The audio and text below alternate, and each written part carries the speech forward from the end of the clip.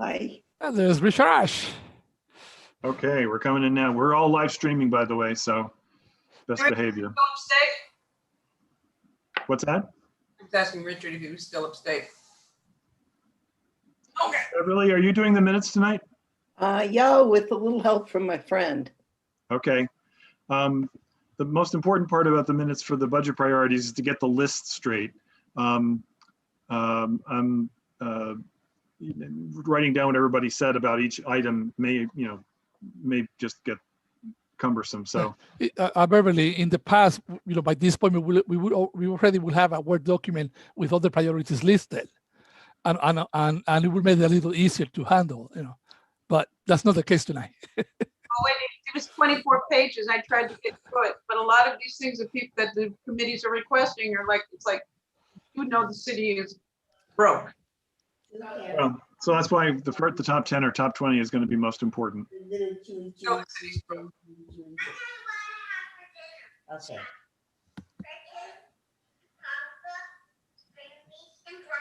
Oh, I'm gonna have a pork chop. Somebody's planning dinner. Okay. And you, or is that Fab in the background? That's so sweet. I can't All right. barely hear this as it Why don't is. you go in there? What did you make? All right, I'm going to start the webinar part, which means that the attendees will start coming in. Okay. Hold on. I'm going in the other room. I'm gonna go in the dining room. This grandma is talking.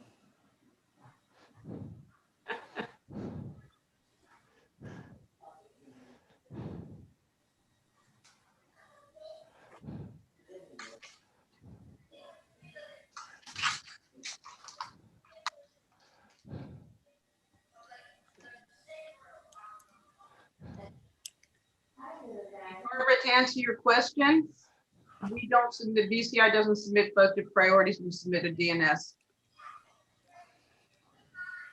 So we work with small businesses.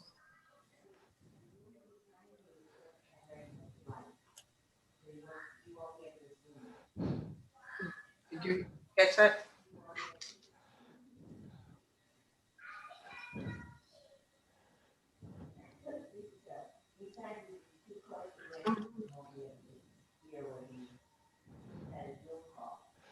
Oh, yeah.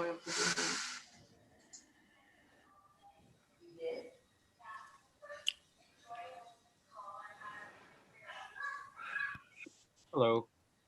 Hello, Doc. Hey, Doug. Hi, everybody.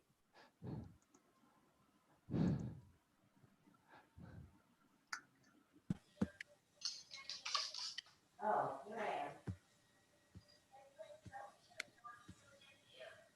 Can't see me. How do you not see me?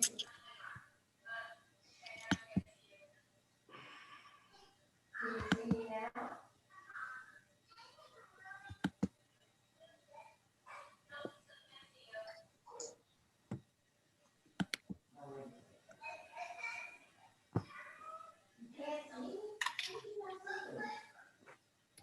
I was looking for Jeffrey Toobin on CNN. He's not there. I don't know why. Hey, everybody be careful tonight. Now's a good time to let you know that we're live streaming and recording. Yes. And Jeffrey will be joining us shortly. Ha. You can't write this stuff. You just can't make it up. You can't make it up. You're putting comics out of business. Yeah. We're making it very easy for them. It's just... Wow. Hello, everybody. Hello. Hey, Michelle. Hello. Hello.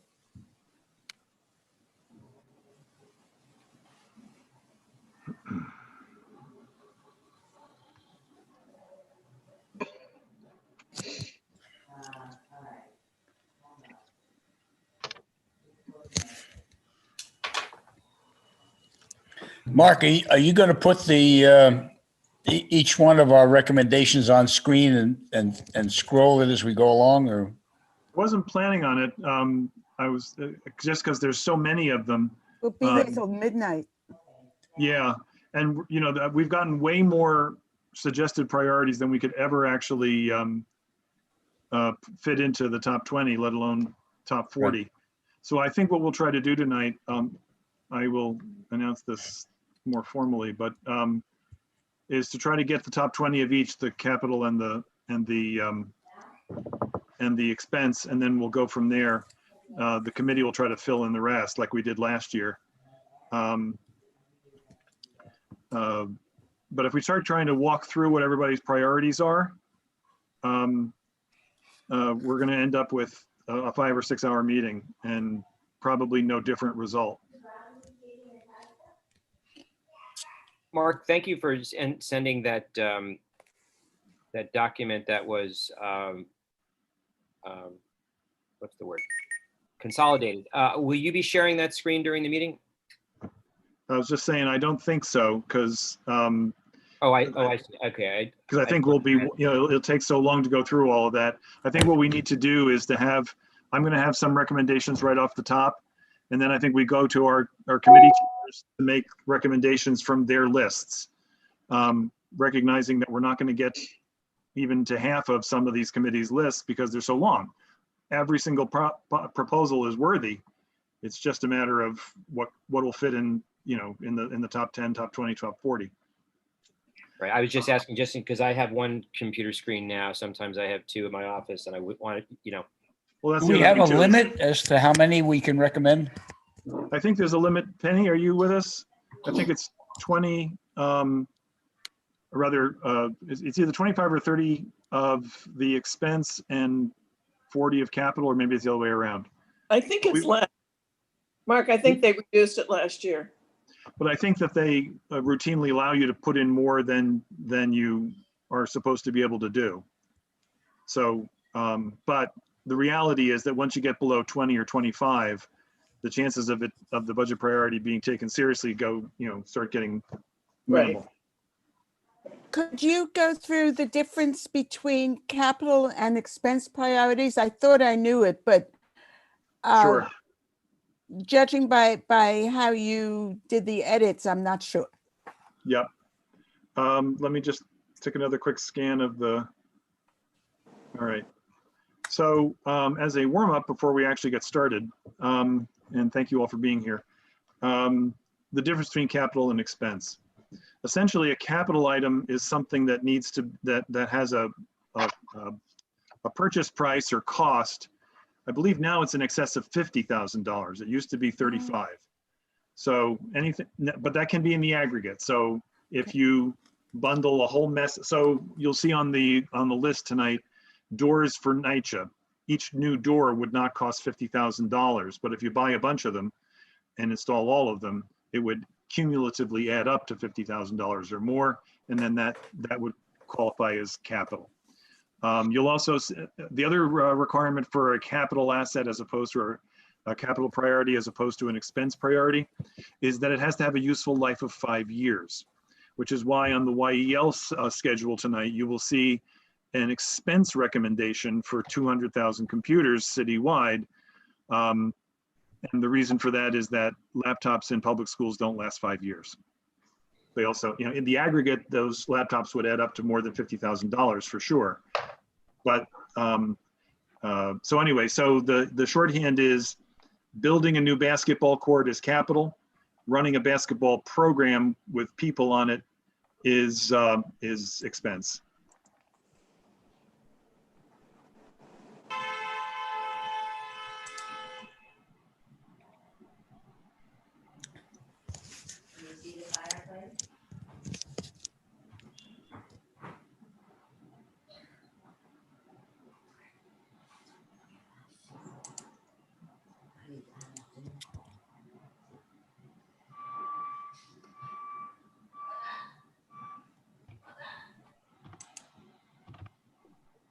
I think we have a quorum and we can start. All right, it's 6:33. Thank you all for joining the October Steering Committee meeting. For the folks in the gallery, I'm Mark Diller. I'm the chair of the board, and the chair of the board chairs the steering committee. I apologize in advance. I'm a little bit under the weather today. I hope you'll bear with me as we go along. It is not COVID.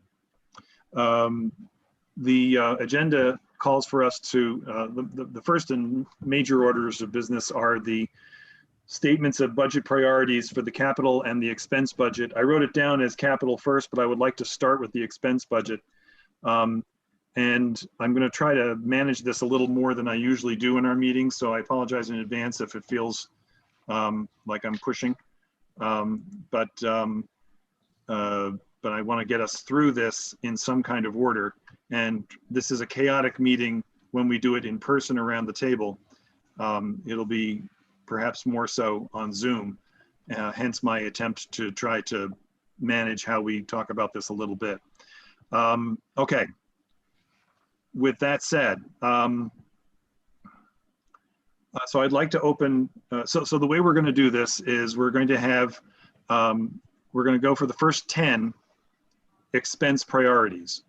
I have 4 that I'd like to propose, and then I'll entertain hands from committee chairs to propose expense priorities that you would like to add to the top 10, and let's see where we go. And it's unusual for the chair to offer budget priorities in this manner, but I feel strongly about the ones. I believe I sent an email around to everybody over the weekend that included the ones that I wanted to mention, other than the first one, which is the community board budget itself. It hasn't had an increase in 15, 17 years. And in fiscal 21, we took an $8,000 cut. I don't think this is the year in which we should ask for an extension of the budget, but I think that we should get the $8,000 back because it's going to be a difficult year coming forward. Remember, this is for fiscal year 22. So fiscal year 22 starts next July 1st, July 1st of 21, and ends on June 30th of 2022. That's the way that works. Christian, while I'm doing this, I see Jay has a hand. Christian, while I'm doing this, can you be looking for folks who are yes, board members? I've been doing that. I Yes. see. I'm thanking you in advance. Yeah. Jay, you already have your hand up. I'm not sure if it's about this or Yeah, process or what. Mark, I just had a quick question about when you mentioned that we've taken an $8,000 cut. I mean, the biggest expense obviously that we have is staff salaries. And I wanted to ask you if that past cut resulted in any diminution in the salaries and whether restoring it would affect salaries in any way. My understanding is no, that the cut was to the OTPS or other than personnel services. There's a question in the Q&A, which I will answer live right now. I just did. We will make time for public comment, but what we're going to try to do is to get through our lists of budget priorities and then invite public comment at that point, and then we'll go on with our agenda. We have a packed agenda tonight, so we'll have to be very economical in everything we do and say. So thank you for that. So the first proposal, and now for the last 10 years or so, we've made the community board budget the #1 priority. I'm not as wedded to it being #1, but I do think it needs to be in the top 10 to be taken seriously. The other 3 that I'm going to propose are the following, and kind of in this order. And I apologize that I'm poaching from one of the committees to do it. I would like to see a very high priority given to something that I know will be controversial, and that is restoring the overtime to the NYPD budget. And I do this understanding that what led to the reallocation or cuts in the NYPD budget are issues that still need to be addressed. And as I said in my email to my board colleagues, I propose that we start that conversation before anybody else does and have a local conversation right here about that. I also think that we have seen in the last 6 months the need for police presence on the street in certain environments. And one of the things that we've learned over the years is that if we simply advocate for more police officers, that one police plaza will allocate them to whichever precinct it deems most in need. Whereas overtime is a flexible use that can be allocated to a number of different precincts and a number of different needs, and it creates flexibility. In the Office of Management and Budget consultations with OMB and the community boards this year, when the police were asked, the one thing that they first singled out was overtime, because they can then use their local officers in a local way to meet a variety of needs and to address concerns. So that is my next budget priority. The one after that I would like to propose for expense is actually I'm borrowing from HHS's number 7 in their expense list. And that is additional funding for homeless outreach. Even before COVID hit, we were experiencing increases in homeless outreach. And as everybody knows, we can offer services, but we can't mandate them. And it takes multiple visits and multiple efforts at outreach to get homeless folks to accept services. So it only makes sense to continue to have that outreach in as robust a way as we can. And then the fourth one, I guess, is also, I'm borrowing from another committee, which is, so you'll see the theme in this is COVID-related issues. And that is that there are students that don't have laptops and therefore can't participate in remote learning. And and the students, and it highlights a disparate impact of COVID, because those students who have their own device could turn on remote learning the next day. And those students who needed a device from DOE, some of them had to wait until May. And what is now the case is that for families with multiple students, with synchronous learning, only one of the kids can be in synchronous learning at the same time. And so it's important that we make more devices available.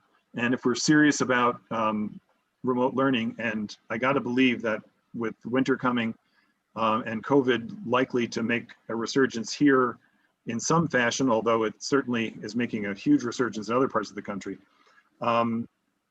the need for multiple devices inside a home so that every kid, not every family, has a device is important. So those are my 4. We can either talk about any of those, or we can solicit additional thoughts about, I see Christian, additional suggestions for top 10 priorities. Christian, why don't you take the floor? Okay, yes, I wanted to support the priority of the overtime for the police. We are definitely going to need more police officers when we have more protests for the elections, and it just doesn't end. That's one of the reasons they always had overtime budgets. Also on the expense for the school computers. Just as a point of information, I know that the department did distribute over 350,000 iPads with internet enabled. And it's not just enough to just give computers, they have to have internet enabled. And I don't think maybe at this point it would be more cost effective to either get Google Chrome devices or iPads instead of computers. And the department does allow to have 1 per child. So if a family has multiple child, they each can request a device. And so they don't have to limit themselves in that way. Thanks, okay, somebody else, yeah. Mark, could I just answer on that a bit? When we had our principals in at our YEL meeting, they felt it was almost a waste for the DOE to invest in the iPads, because they said it was essential that the device had the capability of being keyed, so students can key in, whereas the iPads didn't. Yep. If I may, you can get iPads with keyboards, and they can key in that way. How much money are we asking for? The request would be for 200,000 units. I have no idea what the procurement dollars is, but it's a huge number. So I see a bunch of hands. and I know that this is a budget in which we're going to be talking cuts, not more. I see a bunch of hands, some virtual and some physical, so I'm just going to bounce back and forth. I see Ken and then Louisa, Clary, Shelley, and Melissa. So let's go in that order. Let me try. Okay, can you hear me? Sure can. Thanks, Ken. Good. I support all of those four except for the NYPD. I think given the events of the last several months, for one thing, the optics of our asking for more money for the police when actually a lot of the supporters of reducing the funding didn't get nearly what they were asking for in the last budget. And I think we asked the police to address too many needs as it is, and the conversation should be about what they need to be doing and what they can stop doing. And there is, I know there's a movement to get them out of the business of making traffic stops as much as possible. And another thing that they do is they're basically the frontline workers for mental health in the city. And I think our money would be, and our voice would be better positioned to call for more mental health workers instead of more police. So I would suggest that. All right, thanks, Ken. I think Louisa was next. I'm sorry, I'm Yeah, writing the list down. Okay, I would like to clarify something. If this budget would not go into effect until July of this year, we're talking about kids who need laptops now. That would be a whole school year that would be lost before this money would allow the laptops to be bought. What is it that we could do now to allow the laptops? And if not, it seems to me a waste of our priorities at the moment, unless we're thinking that COVID is going to still be around next September in 2021, which is possible. It is possible. You make a good point. There will be a November amendment to the 21 budget. Most of that will be salary cuts, I suspect. But if that's a reason to vote against the laptops, then so be it. And by the way, laptops includes Chromebooks, which are a lot more cost effective. So that's Louisa. I think Clary was next. I have Melissa, Shelley, and now I'm seeing more hands. Richard and Howard and Julian. Mark, I'm happy to speak next. I think you had said previously Ken was next, but I'm happy to. Ken already spoke. Oh, that's right. So sorry, you did indeed. I generally agree with the four things that Mark has suggested very strongly, and I think this one overlapped between one that my committee submitted to Mark with the trash collection for 7-day service. Overall, I have just one sort of observation that goes both to what will be our capital discussion and our expense discussion, which is in general, and of course there are going to be many exceptions. I think we're seeing 4 of them here. I think we get the most bang for the buck of what we make our priorities by things that are specific to CB7. And many other committees, and certainly the Parks and Environment Committee, have many things on the list that are specific to our district, and then some that aren't. But I want to focus, I guess, just for a moment on a couple of them that are on the Parks and Environment's expense list. And given that we're now talking about just the top 10, is that right, Mark? Yes. Okay. So top 10, a lot of committees. Yeah. So I won't expand on this thought. I will a little more when we get to capital, but I think everybody knows the staggering importance of our parks now in the COVID period, with so many people who are getting out of their apartments and homes into the parks. They can't travel, they can't go to bar mitzvahs, they can't do weddings, they can't do all the other things, and they're getting their respite from being at home in the parks.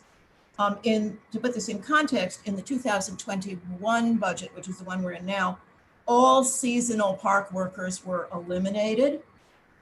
Many PEP officers were eliminated, although I think from that budget, although I think not in Central Park, but overall they were.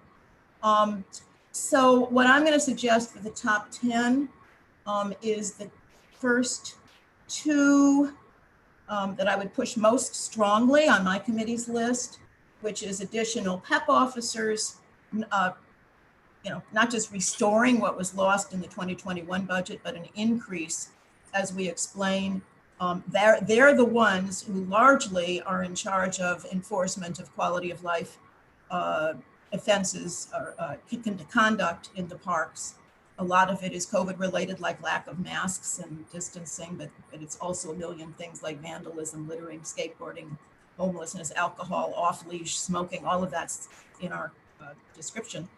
And then the second thing that's just been devastating is having lost the seasonal park workers in 2021. We've had an item on our list, our expense list for years, of wanting to restore permanent workers to the level that they were several years ago. It's getting to be more than several years ago. And of course, to restore the seasonal workers who were zero this fiscal year.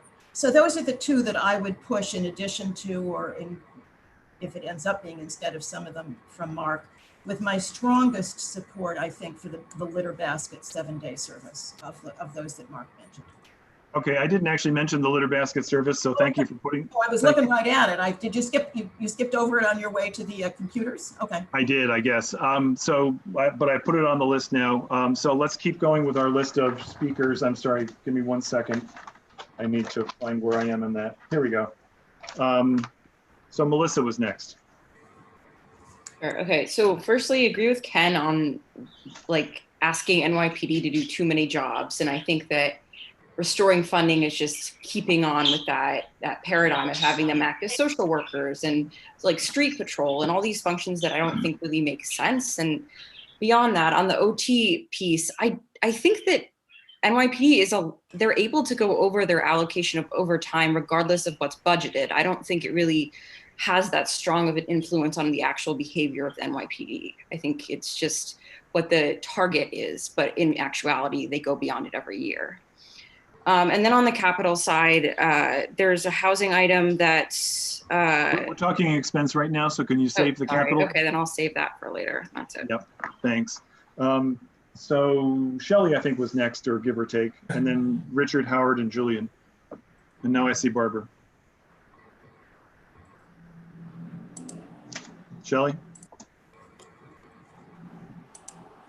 Shelley, you have to mute yourself. First, I'd like to support Mark's, one of his four, the one dealing with outreach, Goddard Riverside, that has the control and the supervision and the direction given to the Manhattan outreach is in our district.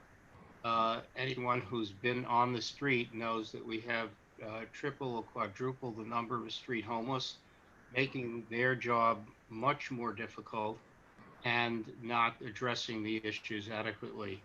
So support for those services, those outreach services, is crucial, with the increase now to about 80,000 people homeless citywide, but we see a tremendous number increases of homeless living on our streets, the latest being 4 outside the old Arties. Second, and I don't know how you make priorities out of it, but food, okay? The issue of food insecurity has normally been in the forefront of what our concerns are, but all you have to do is see the lines in front of the Lutheran Church, in front of the campaign, Westside Campaign Against Hunger.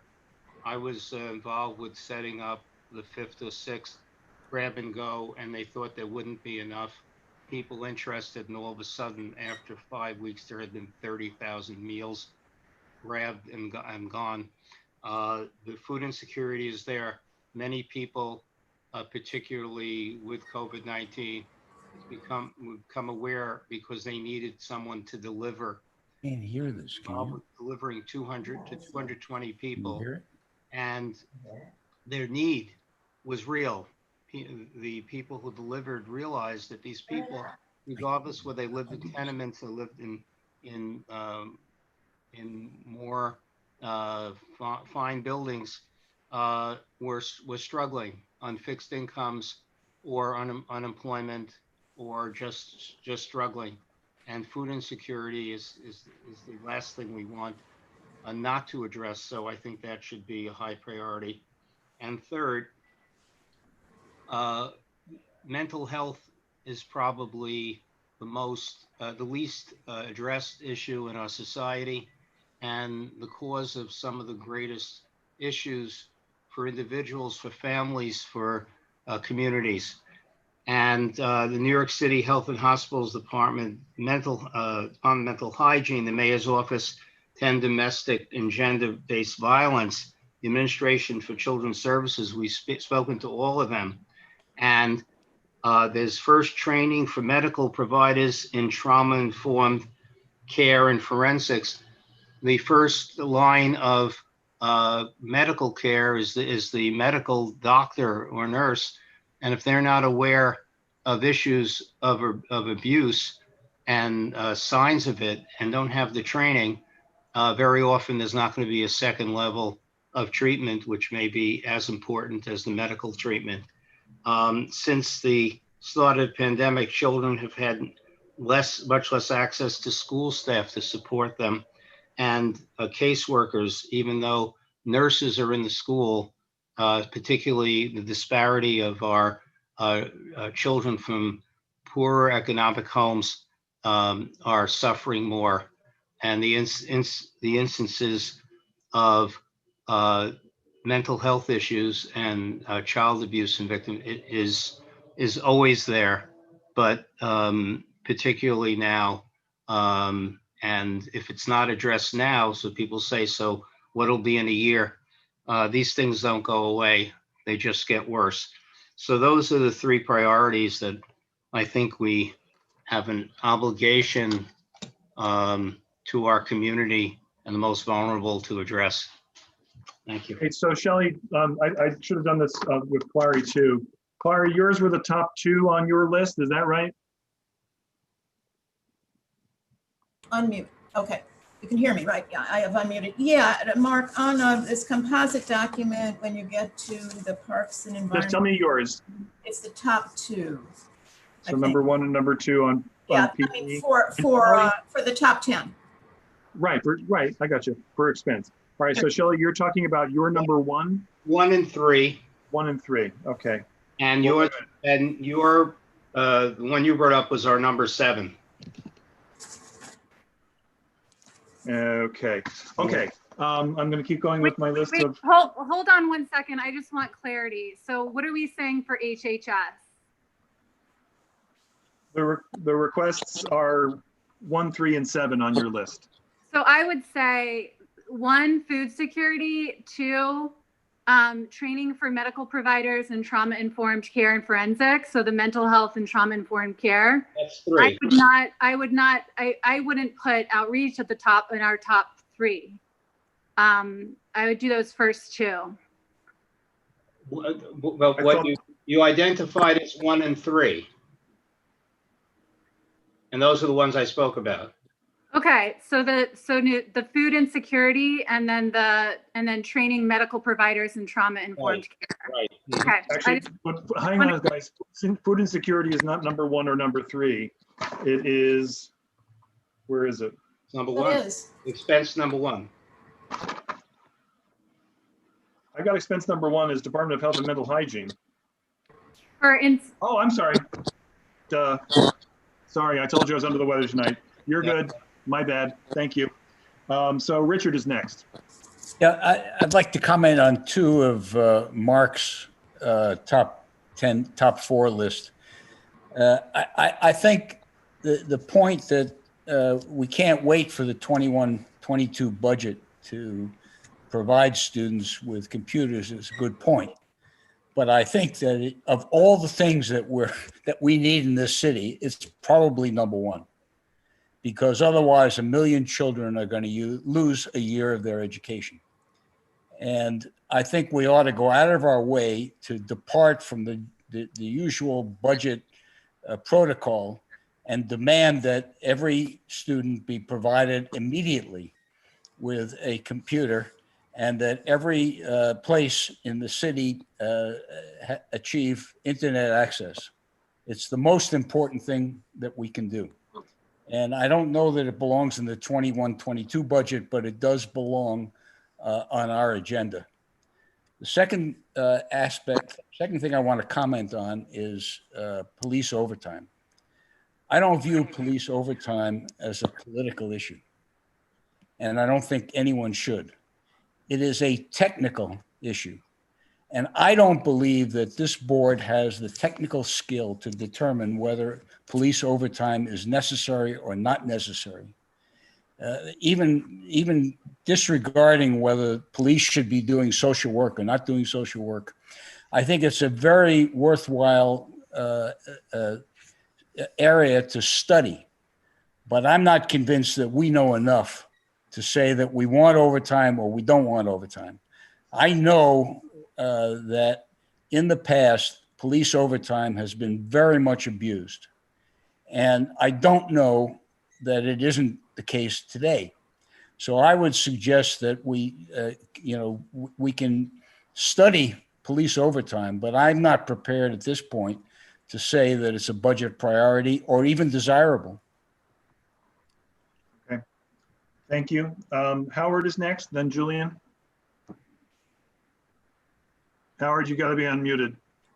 I've lowered my hand. My question's been answered. Very good, thanks. So then Julian is next. I'm not sure we're going to be able, Louise, I'm not sure we're going to be able to get 2 rounds on everybody, but we'll, on this one top 10, but we'll come back. So next one is Julian. I'll be very brief. I completely agree with everything Richard said, both parts of it. I want to say, relating to the NYPD with overtime, I'll second everything that Richard said. And I was just looking at the comm stats, and although the 2.0 is up in several areas, I think we're down year to date in a lot of things, and that's obviously not as in-depth of analysis as we need to go. And there are certainly issues in the community that need to be addressed. But I think right now there's a lot of issues relating to services that need to be addressed. And so the things that I think we need to prioritize, and I want to thank Shelley for bringing this up, is I think we need to prioritize, first of all, I think internet devices for students. If students do not have access to devices, they're literally falling behind on basically a year and a half of learning. That learning loss is practically impossible to make up. And if you talk to teachers or you hear from principals, it's truly frightening what that would do. And so I think, and I know, because this is the fiscal year that's coming up, and maybe it's not the right thing to include in this year's budget, but it needs to be shown that is one of our #1 priorities. And then I think food insecurity is probably the biggest expense priority that we should have on this list. It's affecting the most number of New Yorkers, and also 1 in 10 residents of our community district. And I think that's an incredible issue that needs to be dealt with.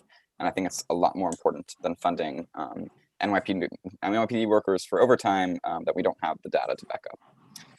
So thank you. Thanks, Julian. Next is Barbara Adler. I actually put my hand down, but okay, sorry. I just want to say that I really strongly agree with the point that Richard made. I think it's extremely essential, and that I also think we need as many PEP officers as we can possibly get in the parks. So I agree with Clary's comment on that. Okay. Catherine is next, and then Stephen, and then Robert, and then Bev.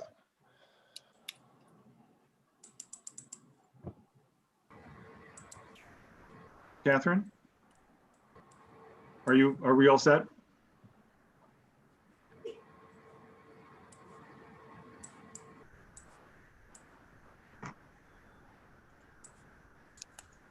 I'm not sure what happened here. All right, let's go on to Stephen and Robert and Bev, and then we'll come back to Catherine. Okay, thanks, Mark. I thought just to add a little bit as the chair of YEL, I appreciate this conversation about devices, give a little context and add another point. It seems there's universal support. I did want to, for this, but I did want to add a couple things. I think Clary's point specifically about making it local. We had three principals, and each one of them specifically said that there was children in their school that needed devices. and I had old notes, I ran and got them. PS 87 has 133 kids who do not have devices. If you don't have a device, what you have to do is your mother, or your parents, I should say, have to come in the day of school and literally get the work and bring it home and then do it. It's every day they have to do this. It's a very logistically difficult, and it's not a good way to do. So just if there's, I don't think there's a lot, I think there's pretty good support, but I wanted to add that. And then I know Louisa brought up, what can we do now? And Richard did as well. Look, we had a conversation at the end of our YL about things that we can do. Some of our members said, can we donate? I think Doug mentioned, you know, Dale is doing some buildings. Could we started to think of some ideas, and perhaps there's another conversation to be had about what we can do. I know Mark mentioned that he was going to look into what other organizations, but perhaps that's something we should say, what can we do as a community board now? I don't know if we can raise money. I don't know if we can start a grassroots effort and go around to our schools, but I certainly would be part of that, either part of it or continue to lead it at the YL. And I would think if we could do one thing to make a difference, if we could get 1,000 devices out to our schools, that would really make a difference. And sometimes I'm not trivializing the things we do. I think we do really important things, but that would really feel like we accomplished something. So maybe that's something we can talk more about, Mark. And then I'm just going to be brief. My police, you know, I was happy to see your point about the police. I'm going to be supporting this. I think a couple of things. Again, if you think about local, I really trust our precincts. I think they're really good precincts. I'd like to keep the politics away from this.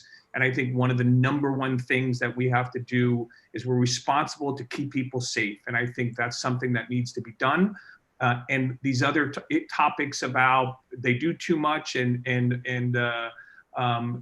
we need to get more, you know, social workers. I think I agree with them all, but right now that's not the case. And I'm picking up, I think, what someone put in the chat, which is these aren't mutually exclusive. These are things that we can endeavor to do. But right now, you know, with myself, I have a young son who's going to and from school. I'm a little nervous now when the lights are going to go off at 4.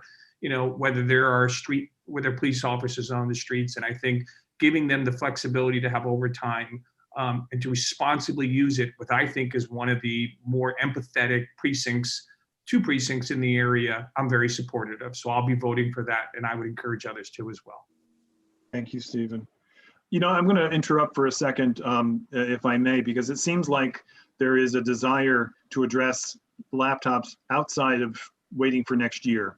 So what we could do is have a separate resolution addressing the November amendment, which we never do. But in this one instance, it might make a bit of sense. To say that, to separate out the laptops or Chromebooks and make that its own standalone resolution for the 21 budget, and then to drop it from the 22 budget because we would have achieved it by then. If I could just add, Mark, just as a reminder, we do have, sorry to interrupt, but remember we have a resolution coming out from the principals. We did have a conversation about putting this together, separate, however you want to do it, but there was a lengthy conversation about a separate YEL resolution. We didn't want to add 2 of them, but again, if there's a way to think it and put them back together or separately, but I would be very much in favor of that as well. And I just wanted to remember that conversation. I do, and it was me who derailed it and said that we should talk about it at budget priorities. But you have educated me that all of you have educated me that this is something that probably can't wait to next July. So let's put that to, if that's acceptable to everybody, I'm going to take that off my list for 2022 and put it on a separate resolution for 21 for a November amendment. And we can vote on that later on in the evening. Somebody please remind me. If that's not acceptable, you'll tell me as we go along. I'm going to recall Catherine just in case. Catherine, are you with us? Shelley, I'm going to get through the list, the first time list first, okay? I don't hear Catherine, so I'm sorry for that. Let me see. Robert was next. Hey, Robert. Hey, Marco. I had an experience today and yesterday with a serious crisis. All crises are serious, but it's so directly pertinent to what we're talking about with the schools and devices that I thought I'd bring it up. And it is as follows. I'll be very brief as I can be. I manage a building where the owners are faculty members at Lehman, at Adelphi, and at Ostos College, okay? And one of the pair is a top director of ACS. Okay? And the students in the building are graduate students at the Columbia University Business School. And then another one is a graduate student in social work with another school, I forget which one. Since last Thursday, no one has been able to get online. The building service collapsed. So we got a technician in, and one tenant has had to move because he had to move in with a classmate from Columbia, and he couldn't because you're in exams and you're doing tests and you're doing lecturing, so you just can't skip a beat. The solution that the landlord had to take for their own service, for their own purpose, was to purchase what they call a hotspot, which I heard about for years. I've never needed one, but it's independent of all connectivity, internet, and so on. The issue that remote learning has in many cases is getting connected. And when you talk about connectivity in the apartment where you have a couple of kids on a couple of devices and they can't get connected and the connection is unstable, it seems from my experience over the last 2 days, and we have to buy them. And they're quite frankly affordable. So what I'm suggesting is an enhancement to the proposal that we're putting forward as far as additional devices, but the device itself is not enough because you have to provide a backup connectivity device that is that can guarantee that the student can stay online, or that the faculty or the teacher can stay online with their students, or if they're getting social service or whatever. You have to stay connected. Now, there are two issues with that. First of all, the budgetary item of purchasing these items. You can get them at reasonable costs, under $200, but then there's a subscription as well. So in addition to whoever's paying, let's say that it's a development ABC and the connectivity comes with the rent. There's a little rent percentage that's added on and everyone can get hi-fi. In order to get your hotspot, which is, first of all, it's portable. You can take it with you. You have to subscribe and you have to pay for that connectivity service in addition to your regular internet service. So I think that the device item on our list, and I agree with the others who see how important that is, and what a priority it is, I think that we have to look at this additional connectivity device, because let's say we buy all these new devices. That doesn't resolve the connectivity issue, it just makes it, aggravates it. Because you put more devices in an apartment, instead of 2 or 1, you have 3 or 4. You have a family with 4 or 5 kids, and they're all, and so you get my point. So that this Robert, if I may, this is something that can be channeled to the Department of Education, because all the devices that the Department of Education was buying, they were already internet enabled through hotspots. So they didn't have to have an additional hotspot. They were built in with the devices. And that's the way that the department buys them. So when the department bought those 3, whatever, 150,000, yes, with internet service. They come with the hotspot. So the internet service, that Optimum or Spectrum goes down, correct. Yes. They can stay connected. Then why are we getting all of these connectivity issues? Outside of those devices, other kids have their own computers. They also got Google Chromes. Those were not connected. That's where you get the connectivity issues. Okay, that's a good response. I appreciate that. Okay, thanks. Let's move on. I see Catherine's back with us, so I'm going to go back and call on Catherine. I also just wanted to say in response to Robert that this is going to come up later, because we have as a capital priority providing free and safe broadband for all NYCHA households in Community District 7. So we're also going to be addressing that later. I just wanted to say that. Okay, good. Thank you, Catherine. And Bev, I think, is next. Yeah, I just wanted to pile on a little bit on the device question. I think that without having tech personnel at the DOE able to respond to families who have difficulty with their use of the devices and the connectivity issues, I don't think just getting the devices is going to be enough. So I would just like to suggest for the November request that we also include a personnel request so that schools have personnel who are dedicated to helping families online and dealing with unfamiliar software. I think that's a very important one. One other thing that might be, it's separate, but if we're doing a November request, it struck me that the nursing home and adult care facility COVID testing item was really timely and incredibly high level importance. For the 22 budget or? Now. Okay, well, I mean, we have to be judicious about this because everything that we are putting on our list, we want now. The devices one is an exception to that rule. And I'm glad to add on the IT and Wi-Fi to it because it's all of a piece. But it would be straining our process to try to say that we should have a whole budget priority for the 21 budget on top of last year's budget priority for the 21 budget. Obviously things have changed, but that's going to be hard to do. I see Polly with her hand up. Bev, did you want to reply? I'm sorry, before I move on. Just that COVID testing is an immediate need in our adult facilities that may in fact not be such an extreme need by 2022. Okay, we'll sort that out in a minute.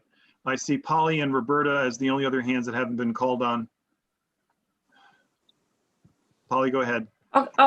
Yeah, so I just wanted to comment again on the issue regarding, students and the DOE having internet access. One of the things that I feel we should advocate for, we have the Link NYC towers. And I do feel that as a board, we can advocate for the signal to be expanded because it's my understanding there's like a 9-foot distance range. So I feel that we as a board can ask for that range to be expanded so that this way, especially for public housing residents that are around in that area, there's a lot of towers. So if that signal is expanded, they can have access to the internet. Okay, that would solve a lot of problems. And it would be cost effective as well. Because I do see that the other committees made recommendations as well to place technology and broadband service throughout the public housing complexes. So for example, I know there's several buildings in the WISE consolidation that have broadband access, which was put in 2011. So in this area here, we need to kind of target and look at, those locations that do not have it, such as Amsterdam or Douglas, and really kind of get feedback on where the service is deficient. So where is that? And that was in the HHS budget, right? Right. Broadband capital. If I may respond. Exactly. It's under capital. The problem with the links is looks like it's number 2. The problem with those Link 6 towers is that if you have connected to one, you will realize that the service is extremely slow. It's really not viable. That was a very nice idea, and it was sold to the public in that fashion. But the main drive behind that was for advertising, because those towers advertise, and that was the main drive behind those towers. The internet connectivity is really poor. All right, well, then the city needs to withdraw their contract. Then, if the internet is that poor, that's something that needs to be looked at, right? In this financial climate. Okay, guys. Okay, so what, Polly? Are you arguing for an inclusion of another item? That's where I'm trying to get to. Can somebody help me? Okay, so I'm looking. No. Yeah. So, like I said, the capital item, that number 2 should be priority. HHS food insecurity. Number 3, the domestic violence. For parks, definitely the expense. We're not on capital right now. We're on expense. Okay. All right. So we have parks. So that's number 1. And I'm sorry, number 2. Polly. I'm sorry. Where are you? Parks. Parks? Expense Okay. number 1 and number 2.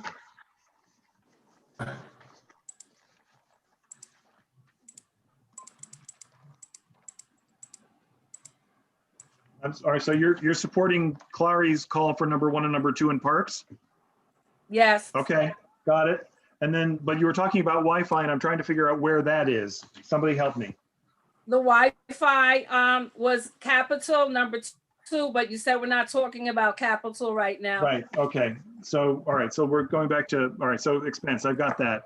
Roberta, Oh, and but then. wait a minute. I did see expense number 2, NYCHA broadband. Yeah, That's under capital. Broadband is under capital. All Under right. Okay, community so services. then, okay, so we'll move on. okay. So I think it's Roberta and then Courtney, and then maybe quick wrap-ups from Louisa and Clary, and then we got to start making votes on things because it's already 7:20 and we haven't voted on a thing. I'm going to be very quick. Mark, I think some of these items should stay on the budget for the 2020 year, but I think I think the resolution should include a separate resolution that you're creating tonight should include those few things that are urgent and immediate that weren't in our prior resolution because we did not know last year that we were going to have COVID-19. So I would recommend, as the evening progresses, hopefully quicker, that you include the few things such as the laptops and the Wi-Fi and some of those as a more immediate request. And I also ask everybody on the steering committee and on the board to remember that we are looking at budget deficits not only in 2020 and 2021, but also probably, I mean, I'm sure in 2022, 23, and possibly 2024. It's going to be 3 or 4 years before our New York City economy starts coming back. So I think we need to ask for those things that are the most urgent and give us the most bang for the buck. Thank you. Courtney, why don't you take it away? Yeah, thanks. So one of the things I just wanted to say from the HHS committee's perspective, if we're talking about priorities on this, we actually would probably suggest prioritizing a few other things beyond above outreach. One of the things that I discovered in doing some of the research is that depending entirely on outreach to carry the weight of bringing people into the system is somewhat unrealistic. It's an important step. Funding is important, but it's a pretty heavy lift for these outreach teams if we don't have something more specific to offer folks, such as safe havens.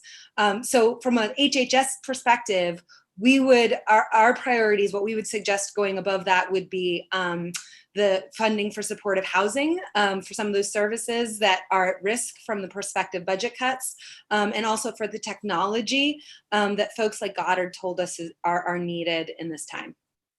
Okay, thank you. And technology. So can you give me the numbers on your list that correspond to what you just said? Because this is getting crazy.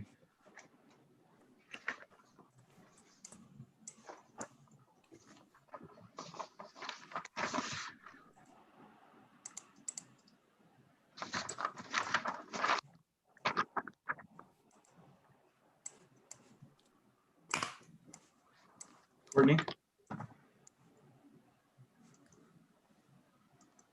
Try unmuting now. Okay. Okay.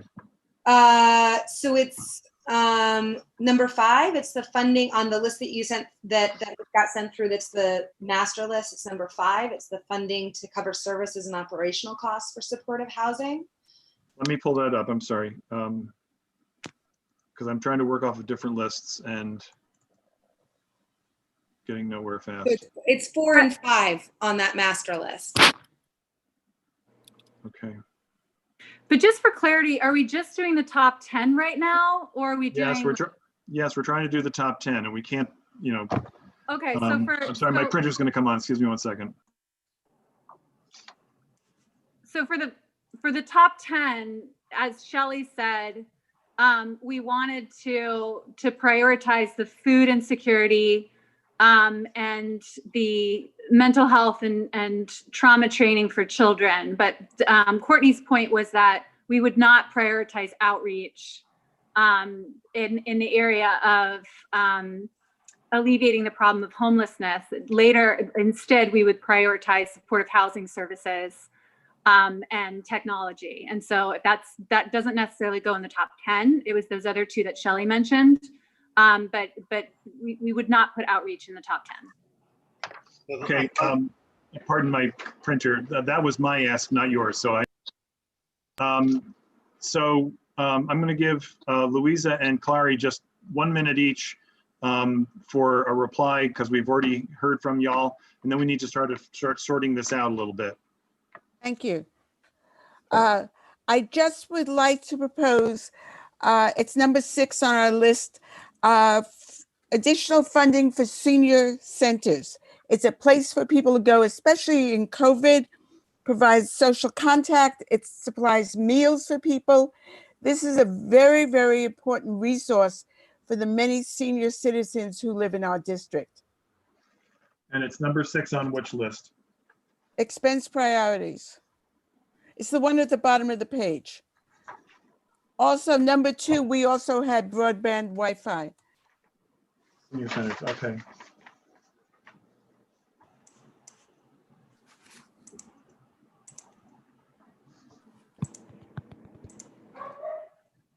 Okay. That's the NYCHA broadband? It was the NYCHA broadband, yes. That was number 2.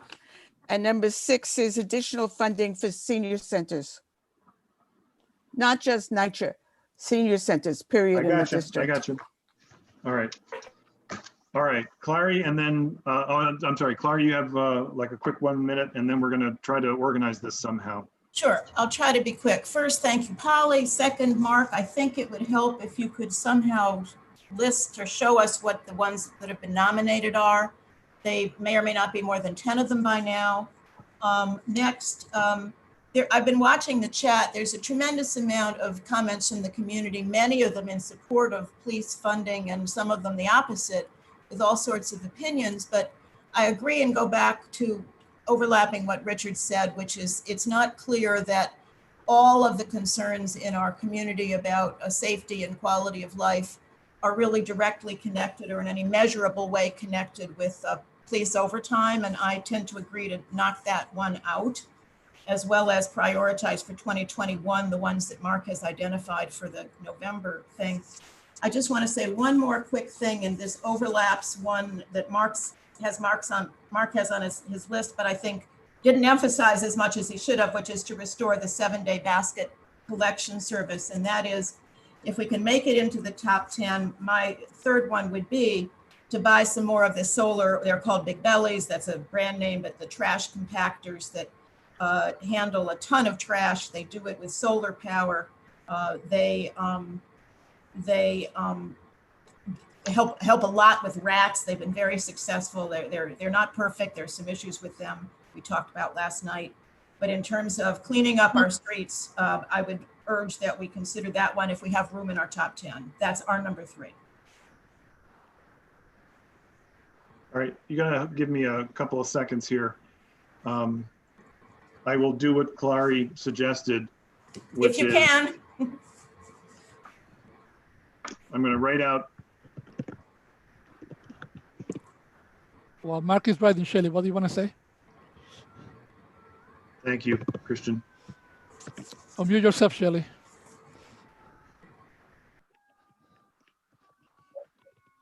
I want to just say, as Courtney had alluded to, maybe we should include number 5. The supportive housing that's already in our district can be very, it's successful because it has certain elements. It has mental health personnel. It has social services. It provides food services at the senior centers and some of the buildings. It has security. It has all these things that make it work.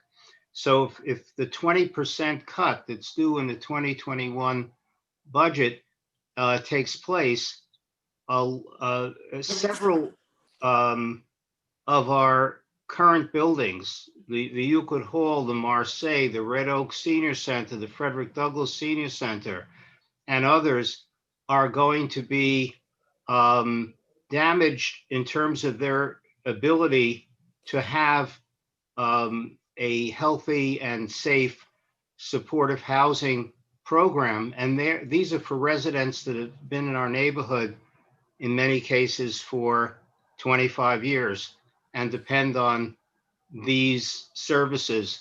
So I think number 5 should be in the top 10. We can see the direct effect on people who live here, hundreds and hundreds of them.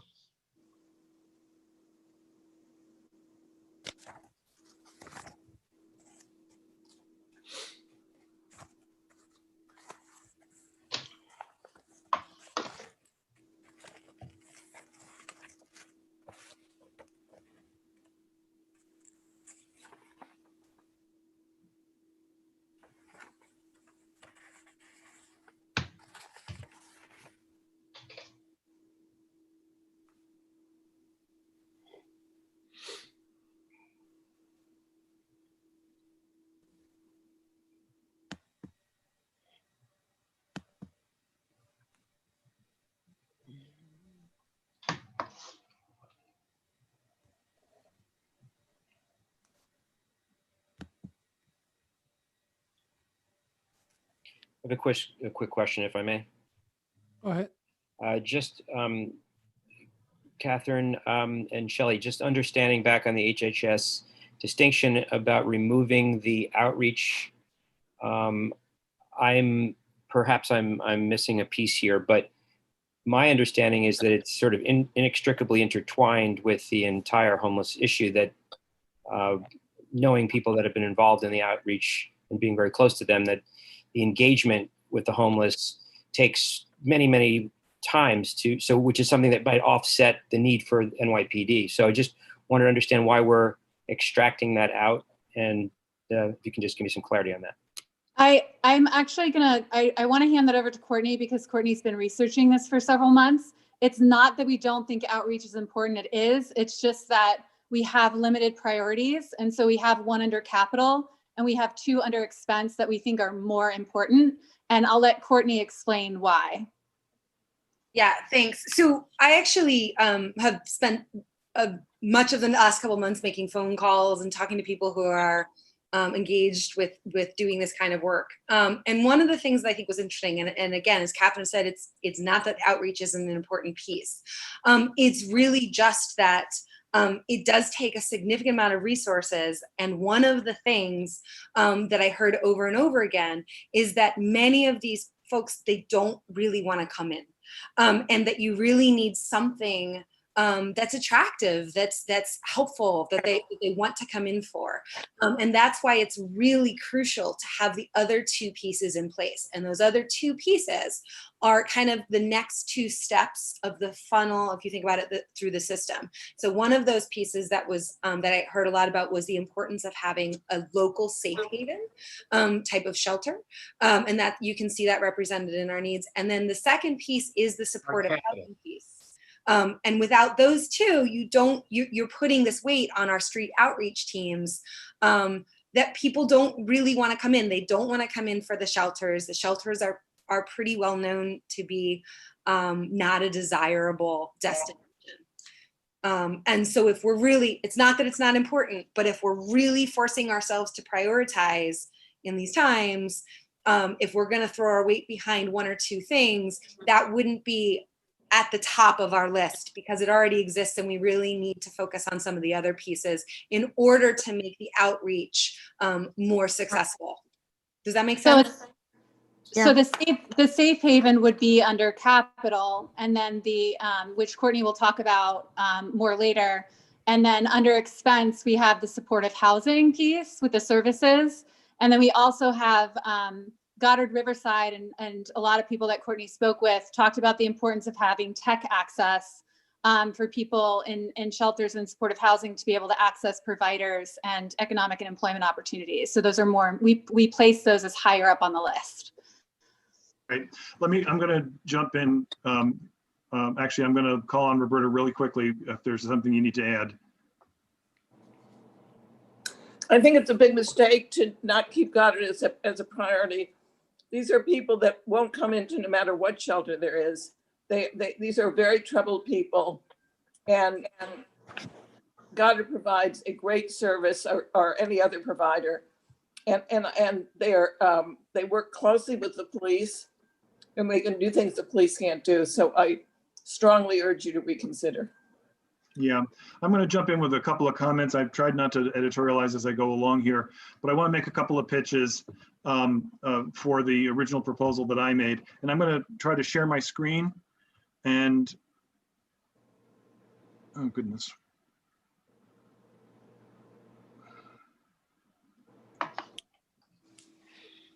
So we seem to have 13 candidates for the top 10 right now.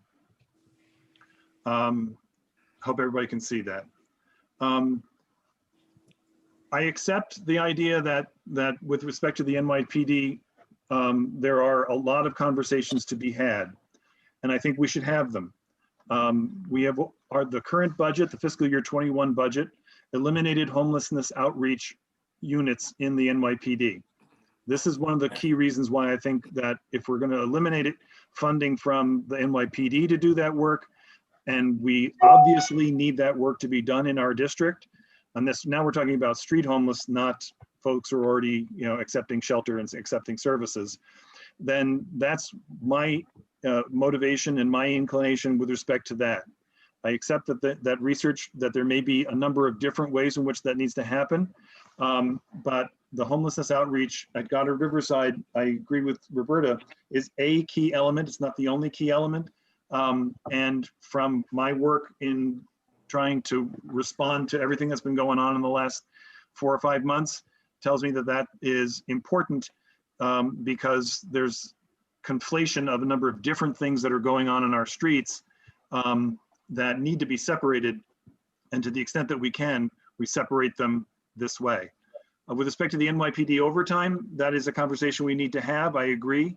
The number one request from the police department was for overtime, and I continue to believe that that is an effective tool. It's flexible. It doesn't actually put more officers into the precinct per se. It just gives us opportunities to use them more.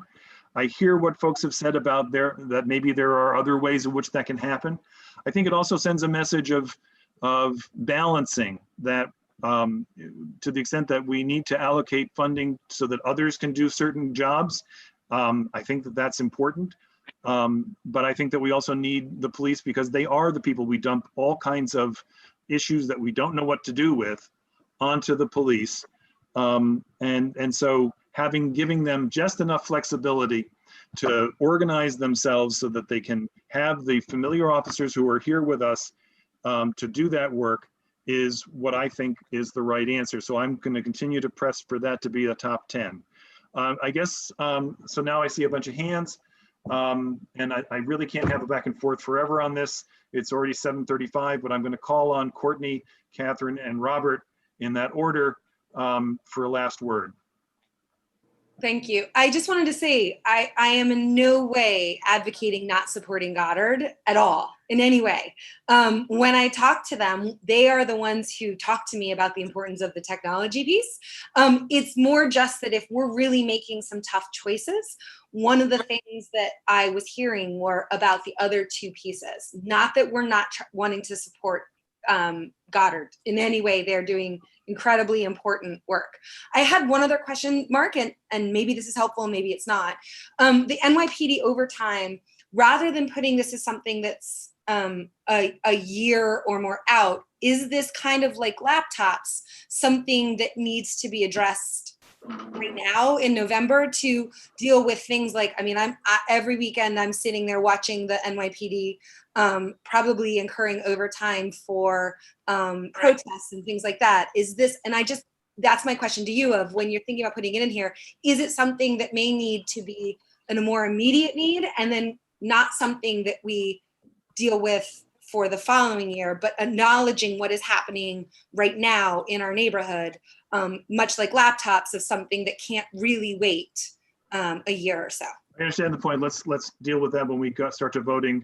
I've got Catherine and then Robert for last words on this, and then I think I'm going to try to propose some way of moving this forward, because we got to move forward. Yeah, so I just wanted to second what Courtney said. Goddard did not request funding for outreach. We did include it on our list, but definitely should not be a priority in the top 10 because it's not what they requested. They requested technology and also gave us insight into the safe haven. So we prioritized it based on the input we were getting for the people that are doing the work. So I just wanted to. Got it. Thank you, Robert. Got to unmute there, big guy. Mark? Okay, can you hear me now, Mark? Yeah, Blanche, hold on. Robert's got it. All right, just let me remind the group that I did psychiatric rehabilitation for 10 years. And it's important, looking at the list, it's important to streamline it where we can. When you say supportive services, you mean mental health services, okay? The original design of the program was for what we used to call MMRD, mentally retarded. We've updated those terms, and the psychiatric community, okay? People with mental illness, Access 1s and Access 2s. So the community residential rehabilitation movement is a mental health movement. So if we look at that list and we have mental health and we have supported housing. Supported housing means mental health services. So we can streamline that list and maybe make room for another item that the group is pressing for. So yeah, Robert, thanks for that. Thanks for that idea. What we're doing is we're trying to pick each of the committee chairs and committees have come up with their lists. So I think it's important to pick the items from the lists as they've been presented. So let's try to do that. Mark, just a clarification. You have mental health listed, and one of the top two that we requested that Shelley described was actually it was funding for training for medical providers in trauma-informed care and forensics. So it was mental health for children, but a focus on kind of training for them to identify children who are experiencing trauma and abuse. Okay, I'm just handing because. Okay. And as long as I've got the right number. Okay. And then supportive housing on the HHS budget, which number was that? It was number 5, I believe. I'll double check. But is that capital or is that expense? That's expense. Okay. But it's services. It's the mental health workers. It's the social workers. It's the security. It's the food. Okay, got it. Okay, and then technology. You also have. We're HHS heavy on the top 10 here, but which one is technology? Give me the number.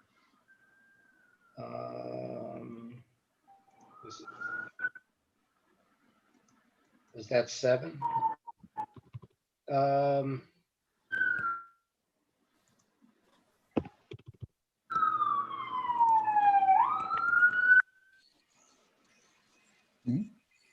Sounds of Manhattan. Yeah. Catherine? Looks like 4. Let's see.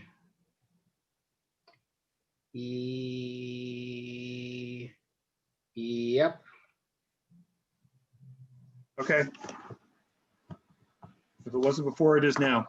All right. Yeah, that's Goddard Riverside. Yes. Thank you. And then I hear Blanche, and then I'm going to try to move us along here. Okay. I think this is the appropriate place to bring up restore funding for DYCD. They had their budget cut by about 40%. And DYCD is the funder for so many of the programs that support, and I'm thinking about youth now. For example, SYEP was gutted. A number of the programs like Beacon and Compass that come in after school, but in the school setting, they're also gutted. And I think I personally would make a strong case for restore funding to DYCD to the original funding source it had, or funding level, prior to the cutting of the budgets this year and last year.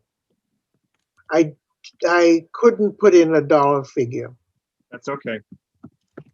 I'm putting it in as numbers, your numbers 7 and 6. I have 5. Oh, I'm sorry, it's 5. I don't know. 5. And 5 and 6. No, it's okay. It's 5, 6, and 7. Okay. But I think it's 5 and 7 actually, because 6 is a one-time thing that we may not be able to afford, or at least not a top 10. All right. So now I'm going to go back here and I'm going to reshare my screen. If somebody has a better way to do this.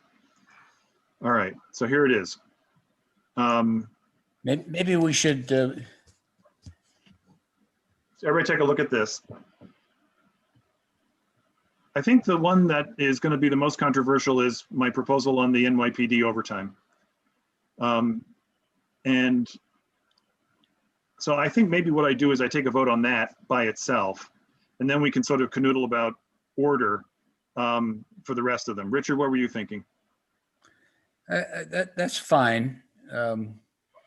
I think Blanche's proposal to restore DYCD should be very near the top of the list, just below that. Thank you. Well, and that's those two. SYEP and after school are the two DYCD programs. We break them out separately because they're funded separately. All right. Okay. All right, I'm going to end the share. Okay. So I guess what I'm going to do is call for a vote on the police overtime.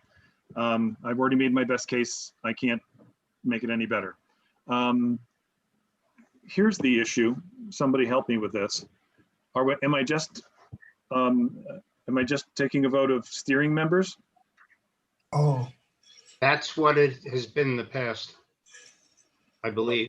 We normally take 2 votes, a steering and then the non-steering committee And members. yeah. I may suggest that why don't we just treat everybody equal this time? That's fine.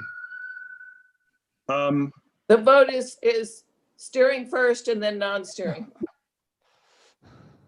Would anybody? What is the vote?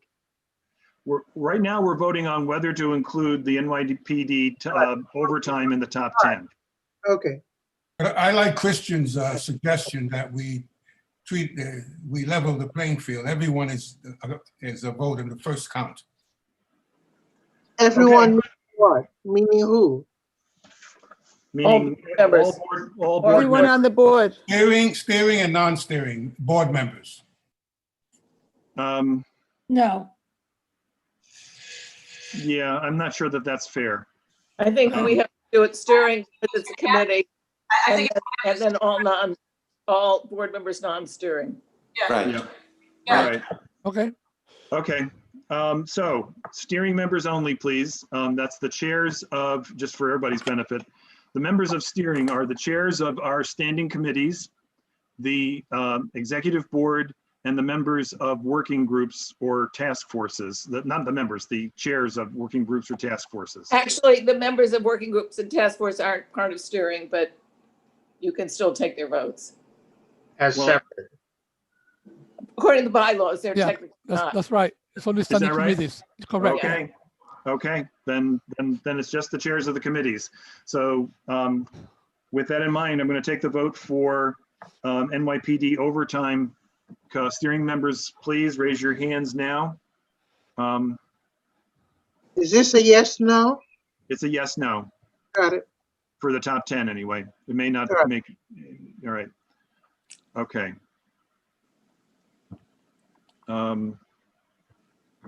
So I've got 8 plus hands raised. Mark is 1, Christian is 2. Shelley is 3. Doug Kleiman is 4. Let me go to the next page. I don't see any other hands raised. So I have those 4 plus 8 virtual equals 12. So hands down. Okay, 12 yeses? 12 yeses. Okay. James? I'm sorry. I don't There- No. Mark, Elizabeth Caputo's in the chat. I'm not sure if you have her in that count. She's not a steering member. Oh, she is. Roberta, I'm a former No, chair of the board for 3 years like you were, and I don't know if I am currently still on steering. If I'm not, I'm happy to not. No, you still are on steering. Sorry Could about we that. go through this vote? Yeah, come on, people. Let's just vote. Okay, those opposed to putting NYPD in the top 10, please raise your hands now. Blanche is a no. Thank you, Blanche. Mark, we're still on the steering votes because everybody's voting. So we're still on the student vote, yes. It's only steering, yeah. So Mark, could you clarify that? So as a chair of the legislative task force, I'm on the steering committee, but I can't vote. Is that what you're saying? That's what I'm being told. No, what we're saying is that you're not in the steering committee. Can we get an opinion from our parliamentarian? No, according to our bylaws, the steering committee is made up of the standing committees, the officers, and the chair emerita. So Right. I can still vote at this month, but next month I won't be able to vote. So it's chairs of the standing committees. We can change the bylaws, but presently the bylaws state that the chairs of the committees and the executive committee and the past chair of 1 year can vote. That's correct. So technically, those of us who are not currently committee chairs or members of the executive committee are not members of the steering committee? Correct.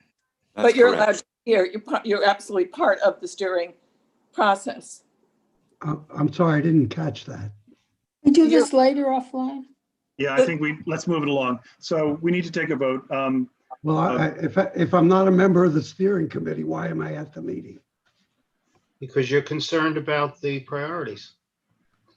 But I was invited as a member of the steering committee. Oh, Jay, you've got to stop this. Come on, man.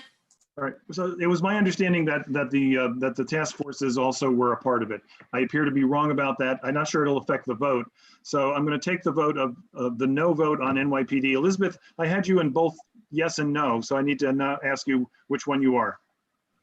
I think it matters if I'm a member, and based on what you said, I'm no longer a member of the steering committee. So, Excuse me, Mark. I'm sorry, Mark. I had the same understanding you had. I think that the members of steering are the members of the task force committees. With all due respect, Roberta, I agree with Mark. I'm sorry. No, if you look at the bylaw, I'm sorry, if you read the bylaw, the present bylaw. Roberta, with all due respect, I have looked at the bylaws a lot. So I think we should perhaps. I think that you can change the bylaws right now if you want, but the bylaws state that it's the chairs of the standing committees, the executive committee, the immediate past chair. That's correct. Well, we know that the bylaws need to be cleaned up, so. Well, we're working on that, everyone. But I think in the meantime, let's defer to Mark, who's our chair, and let him run the meeting, shall we? So are we voting or we're not? Yeah, but he still have to run it correctly based on the bylaws, so. Yeah, I don't want to take a vote that gets invalidated. The bylaws are published on our website, by the way.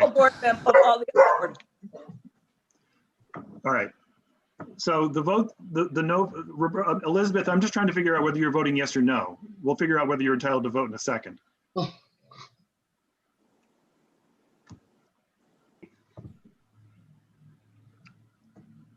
All right. Elizabeth? yeah, if you're asking how I vote, I would like to vote in support of putting the NYPD funding as part of the top 10. So Okay, so lower your hand because you're voting no right now. okay, sorry about that. I didn't vote because I got it. you seem to indicate. And I'm that- circling Elizabeth's vote. So So Mark, here's a suggestion. Why don't we take the vote and with everyone voting how they feel, and then we'll sort it out afterward when we determine who should vote on what. We determined it already. all right. let's, all right, so I've got Blanche plus, I see 6 hands voting no. That's Richard, Julian, Melissa, Kay, Howard, and Madeline. Is there anybody I'm missing that should be voting no? Madeline should not be voting. I'm voting no. Catherine's voting no. Thank you, Catherine. I don't understand that. Now all of a sudden, excuse me, Mark, all of a sudden I can't vote when I voted on every other steering committee. I don't get that. No, I'm not faulting you, Mark, but I'm just saying all of a sudden that's coming up as an issue. Well, it's not all of a sudden, but it's been this way. I've always voted. That's what I'm saying. I've been on every Yeah, steering so have committee. I. So hold on, guys, hold on. It doesn't seem to matter because the ayes have it on this. I will now take a vote of non-committee board members. Well, let me do this. Let me take a task force vote. Okay, let's see if that changes anything. So Madeline, I'm the only one. Madeline, you're the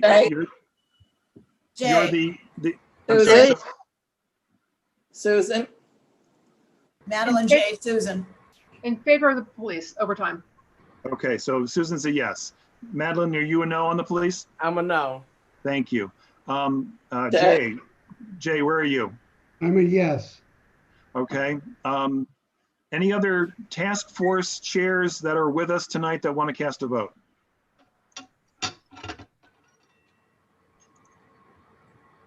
And can I say for the record, even though I disagree with Madeline's position, I totally agree with her position on the fact that we've all been voting all along. Madeline, I agree with you. I agree too. Thank you. I agree with her 3. All right. And we will clarify this going forward. Julian, do you have your hand up or? I'm just raising my hand to say I have the bylaws up and thanks to Control F, I can clarify that the steering committee shall consist of the officers of the board and the chairpersons of the standing committees. And then in a separate section, and this should be fixed when we clean up the bylaws, it also mentions that the chair emeritus gets to stay as a voting member. So it's, the executive committee, the chairpersons, and the chair emeritus. Okay, I'm pleased to report that the vote would either be 12-9 or 14-10. So sharply divided, but still the police stay on the top 10 list. Can all the non-committee Yes, chairs thank or you. board members vote now? Yes, that's a good idea. So let me go ahead. So non-committee board members who haven't voted already, who want to say yes on the police, please raise your hand now. Mark, could you just repeat what the actual, what people are voting on so people know? Whether or not we include restoration of police overtime in the NYPD budget. So voting yes is, I've got Robert and Susan. Thanks. No, And Susan, you voted as a task force chair. Yes. And Mark, voting. Courtney, I vote yes. Bases. Courtney, we'll get you in a sec. Mark, I'm covering my Barbara's bases. voting. This is just task force chairs. Oh, no, I'm sorry. Are we now doing Board members. Non-committee board members. members? Okay, got it. Sorry. Voting. I told you I was under the weather. I'm doing the best I can here. Okay, so non-committee board members who haven't already voted. Susan, you already voted. So I've got, so this is a yes. I see Madge, Courtney, Barbara. I'm just going to scroll for a second. Robert, thank you.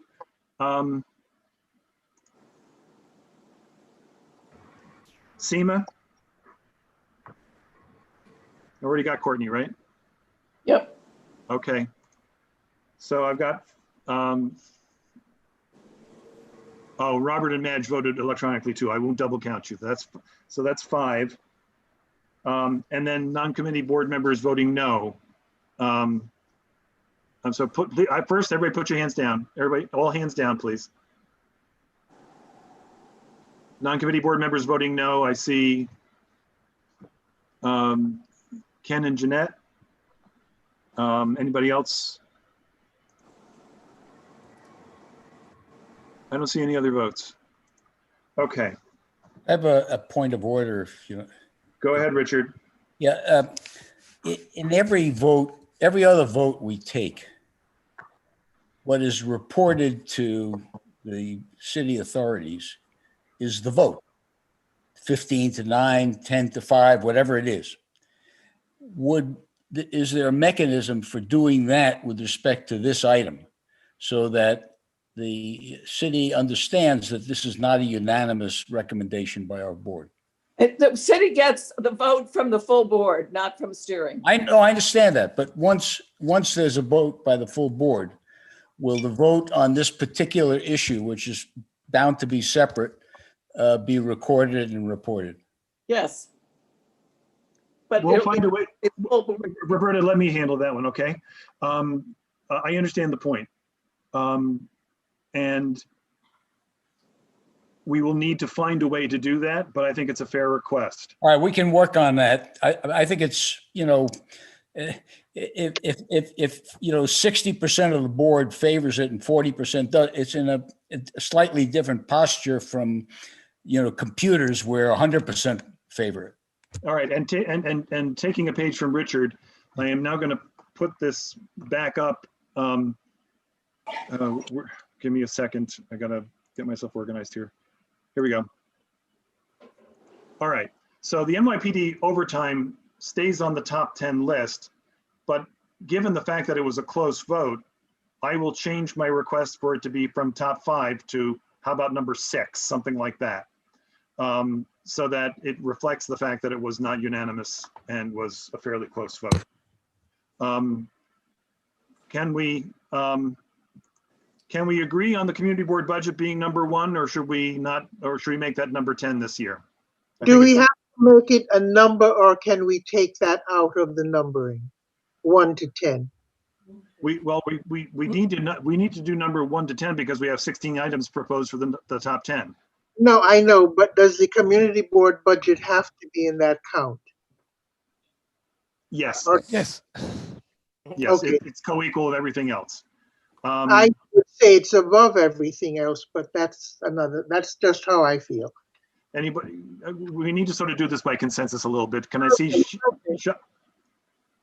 Look, this is difficult to do in person. It's even harder to do on Zoom. I need your patience. Yeah, go ahead, Susan. Can I suggest that we let the full board weigh in on this by allocating, putting them in order of what they want to see it done, and then like weighing through that afterward?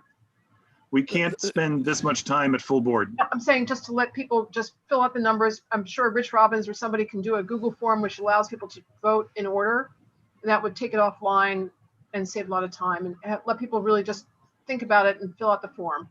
Put them in the order they want. Oh.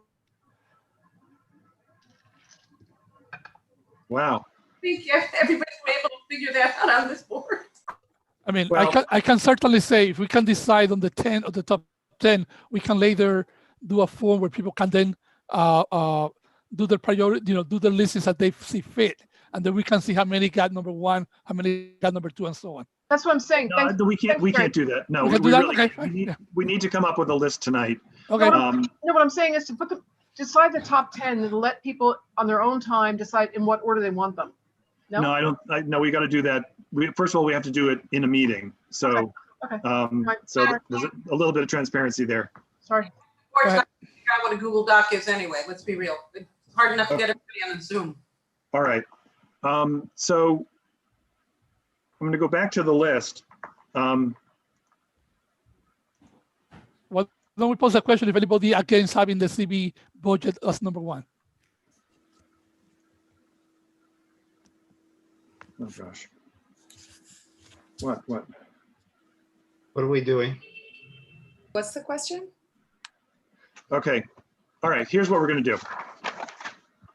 I'm going to propose, based on the conversation, I can't do it while I'm sharing the screen. This is a nuisance. Okay. So here are the items that I have. Actually, I'll read them off and you can follow with me on the screen. And then I have to take it back in order to figure this out. So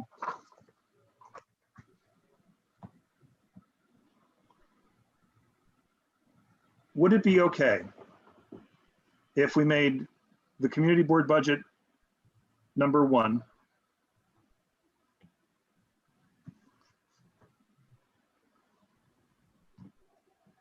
How about food insecurity, number 2?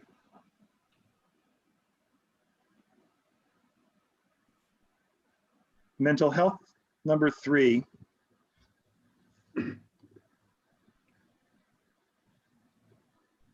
NYCHA broadband, number 4.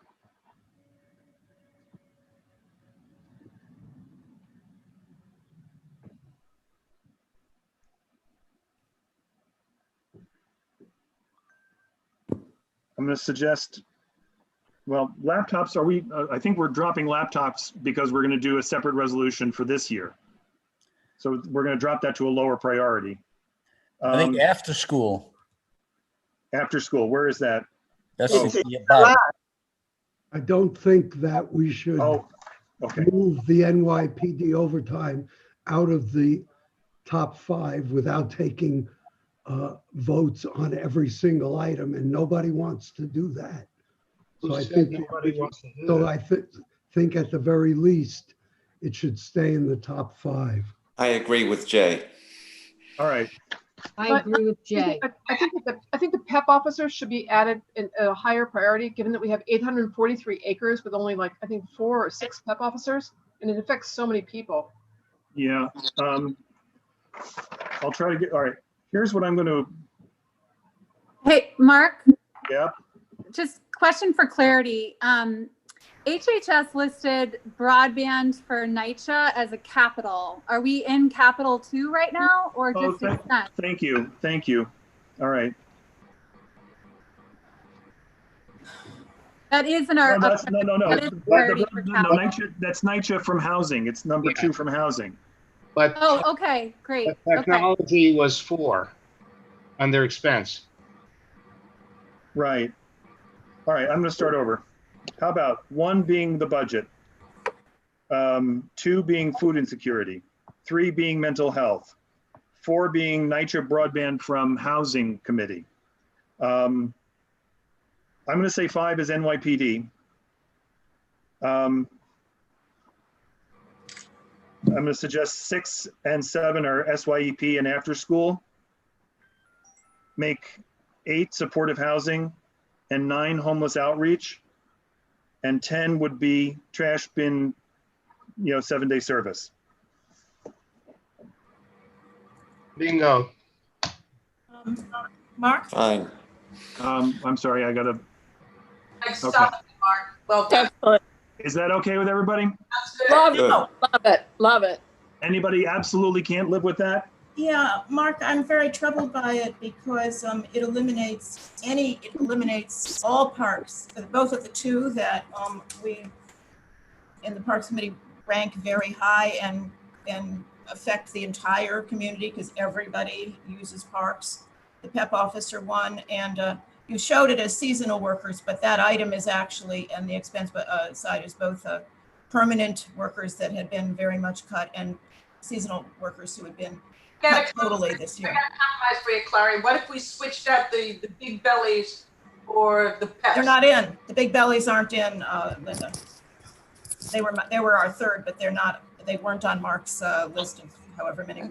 Is there some magic to 10? No, but it needs, so what I would propose to do for Clary then would be to make, you take number 11, whichever one you want, PEP officers or park workers, take as 11. Okay, I'd like to say something about senior centers. They're very, very important. Yeah. 20% of the population. Stop, I'm sorry. I understand that. Okay. But 20% of the population of this district are over 65, are seniors. And senior centers provide such services, especially during this time of COVID. They provide companionship. They provide food, someplace for people to go out of their apartments. They're very important. Okay. Can we include that in the list of immediate needs that can't wait till the budget? That would be good. There's a problem with that because they're limited to the number of capacity they can have because of the so they can't serve everybody, and if they're serving food, the food is a grab and go more than sitting there and eating because of some of the restrictions. All right. So let's guys, Mark, I'm gonna, Mark, yeah. Mark, usually we vote on each of these. And so why can't we vote and then put it in the order that gets the most votes? So if, you know, There are lots 10 of ways to people do this. I'm trying to get this done as best I can. So I But need couldn't everybody's. vote on the items instead of, because I mean, you're coming up with a list and then we're saying, okay, we I am agree. coming up with a list because I'm trying to move us along. It is now 8:09 p.m. and we are still on the top 10 of expense. And what we used to do is to have a straw vote around the table on multiple things at a time. And we just can't do that tonight. Is there any practical significance to what's 1 and what's 5 and what's 10? I mean, does it really make a difference? It doesn't make a huge difference, but at some point people stop caring. So let's just move on. And why don't we resolve to put the things not in the top 11 as 12, 13, 14, and so on? That's what I was gonna suggest. Excellent. But if it would make you feel better for me to put up what the top 10 I just suggested, I see I got a couple of hands now. I'm going to beg your indulgence to make it quick. While you're doing that, I will also put in the numbers that I'm proposing, and then based on what we've been talking about, and we can take a vote on that, an actual vote. If that would, Catherine, would that work? Yep. I just think that we should have just gone through and taken numbers. I think that's more democratic, and it means that the community board, that the steering committee voices are part of that decision and are included, instead of you just coming up with a number and then we want to get it over with, so we just say yes. Like you're coming up with order. I don't think you're going to get a consensus on anything at any time. So we will be here all night, and that's okay with me. But I know how busy you are, and we're not going to get a consensus on the numbers. It's amazing, and we've got a consensus on this much. Maybe we should add as a request a community board budget director. Works for me. And Mark, doesn't this still have to be ratified at full board? Of course. So we can. But the goal is not to have to renegotiate at full board. No, we don't have to renegotiate it, but if anybody wants an individual vote at full board, they can call for one. Right. All right. Yeah, I'd like to Julie, move all right. the list of All right, 11. guys, we're going to go in order here. Julian has his hand up, and then Ken. Sorry, I just want to say I support the addition of the extra things that can't be included in the top 10 as the additional ones. But I wanted to say, given the way that our steering committee and our community board non-committee members voted on the NYPD item, it was incredibly close to 50%. I find it wrong for us to put it in front of SYP, in front of after school, in front of homeless support. I find that incredibly troubling. And I'd like it to be moved to 9 or 10 at the very least. And I know that's a minute request, but I think it does really matter. And it does matter the priorities and the signals we're sending when we place NYPD overtime hours in front of youth programs and homeless support services. Excuse me, with all due respect, Julian, if you take a look at the chat, which I'm not a fan of, you'll see that the community is hugely in favor of the NYPD overtime. Just saying, it should we have 50 members in the chat right now, and all members of the community matter, but they're not representative of our 200,000 members of our community. And as board members, it's in our interest to represent the interests of all members of our community, including, for example, the 20% of students who I, as the only student member of the board, am tasked to represent, even though no students attend meetings and very few students speak. If you don't show up, you don't have a say. This is why it's important to vote on items, because this is Julian's point, is that the NYPD is being moved up, and that's not where it would fall if we voted on each item. So I'm going to hear from Ken and then Michelle, and then we're going to take a vote on the 10. And if somebody thinks that the NYPD is in the wrong place, you're going to vote no. First of all, I agree with what Julian said about the NYPD and moving it down. I also want to make a case for moving down the community board. I think putting the community board funding ahead of food for hungry people makes us look self-serving, and it undermines our credibility. This is a relatively small amount of money compared to the other things on the list. So everything else would move up if we moved it down to 10. I agree with Ken. Okay. Michelle, and I see Clary, and then I'm going to call I'm going to try to call the question, as it were. I agree with Ken. We could put CB7 funding as number 10, but I agree with Susan.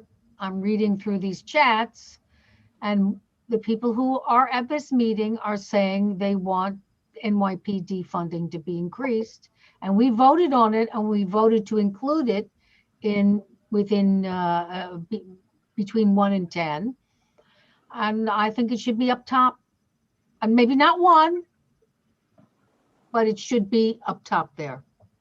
Just This is Blanche. When they say NYPD funding increased, overtime is just one aspect of funding. I agree. However, that's what we have on the list. Yeah, nobody's calling for another police class. Nobody's calling for any of those things. Exactly. So Lot Clary, and then, I see Stephen Brown and Richard Ash. Okay, guys. Could I ask a question, Mark, quickly?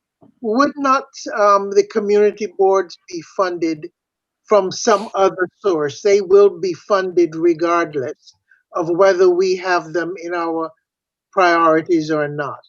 Well, funding for community board. Let me answer. I'm sorry to cut you off, but I want to move. The answer is that the community board budget was cut, and for years and years we've been trying to get it increased. This year we're just trying to get it restored. What I will propose to do just as a preview in case this affects the next speakers, is I will propose that community board budgeting be number 10 instead of number 1. Everything else moves up 1 except NYPD stays at 5, and what was previously 6, which was SYEP, would move up to 4. Great. That's my new proposal. I disagree. Well, we're going to vote on it in a couple of seconds. So I see, Ken, you already spoke, right? Yes. Richard, go ahead, and then Clary. I'm too hungry to argue about it. That's fine. Well, I'm too conflicted to argue about it. So Clary, last word. Okay. Oh, I'm sorry, Stephen. Stephen? Okay. Clary, did you want to say anything? Yeah, just 2 quick things. Just that I agree that, I think where Mark is, it's just totally not practical here or at the full board to do an item by item vote. We'll never get from point A to point B. One thought I had, Mark, we've always had community board funding as number 1. I'm wondering whether, even though it's not quite kosher, we could call that continuing support and make a little strong statement there and make another place in the top 10. I'm not going to talk about where PD is in the top 10, but I do strongly hope that we can end up, however we get there, by having the 2 parks items I've mentioned as number 1 and 2, the PEP officers and park workers, park maintenance workers within the top 10. I don't care if they're 9 and 10 or 10 and 9, but they so affect our entire community that I hope they can make the top 10. Okay. Give me 1 more second and I will have something for you. Let's see. Mark, I'll speak and just Yes, please. that is, I just want to talk about process. We are not all going to agree what's moving forward. You were voted chair. I encourage you to make a decision on process and move forward. There's no way we're going to get all of these opinionated people, including myself, to agree upon anything. And it's pretty deep into the meeting. So again, I would encourage you to make a decision. Let's move forward. Let's start voting. Let's start doing things. Everyone's going to be chiming in on their little thoughts. You're the chair. That's your prerogative. Let's move forward with process. Thank you. I would object to little thoughts, but other than that, excuse my bad words. I mean, I think you understand the sentiment of what I'm saying is we've got to move forward. Yep.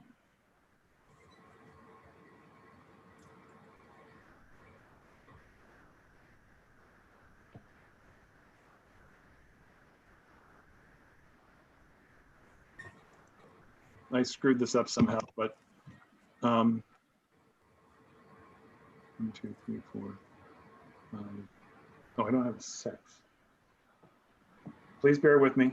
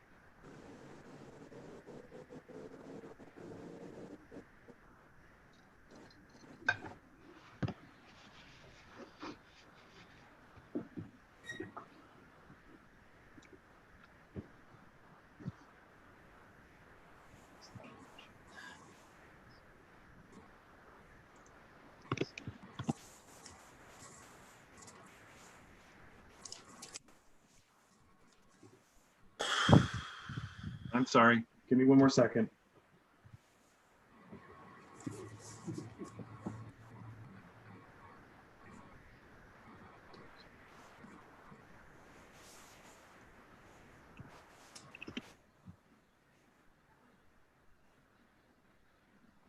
What are we doing? Okay, sorry. Here it comes.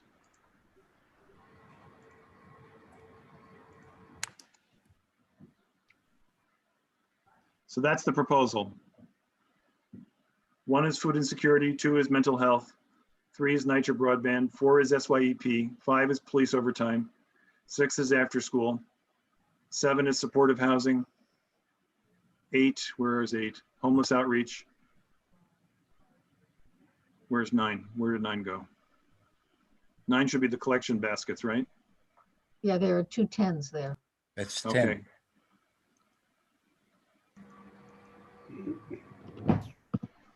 Okay.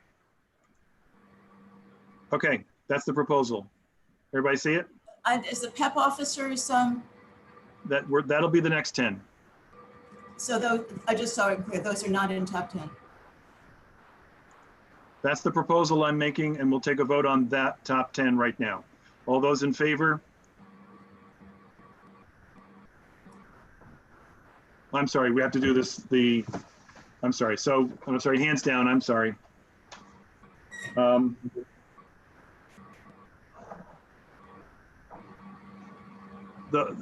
hands down, please. We're going to call a vote of steering members. We're going to do it the same way we did before. Steering members only, hands up if you're in favor of that order.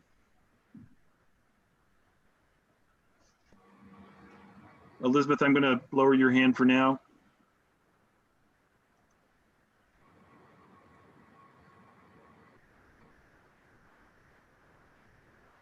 And then raised hands. I've got one is me. Andrew Ridgie, I see. Blanche, yes. Blanche is a yes. I'm going to look for other hands. I'm a yes, Mark. I see Doug Kleiman, Christian, Shelley. Okay. Oh, that's me. Okay. I was just looking at myself in the mirror there. Okay, hands down, please. Mark, did you get me for a raised hand? I didn't. Are you a yes? Yes. Thank you. Okay. All those voting no on that order. Excuse me, does this include PEP or not? It does not yet include PEP. PEP will be like 11 or 12, it looks like. So I see 2 votes no. 3.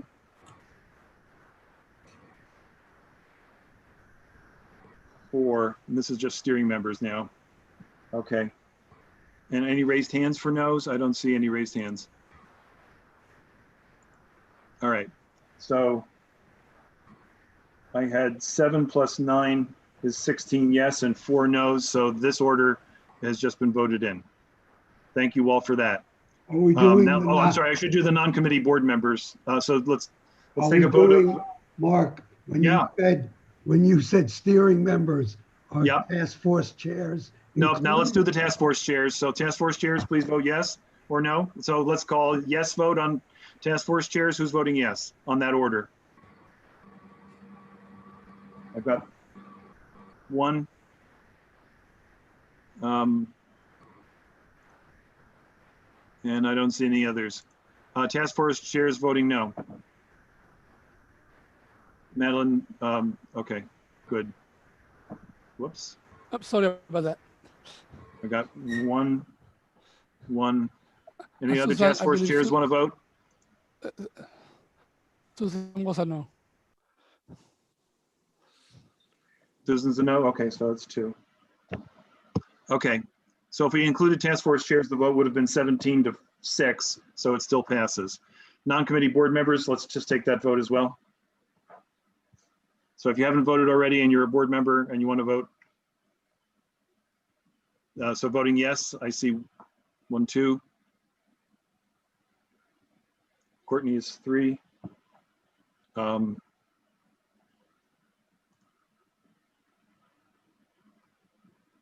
Okay, so I've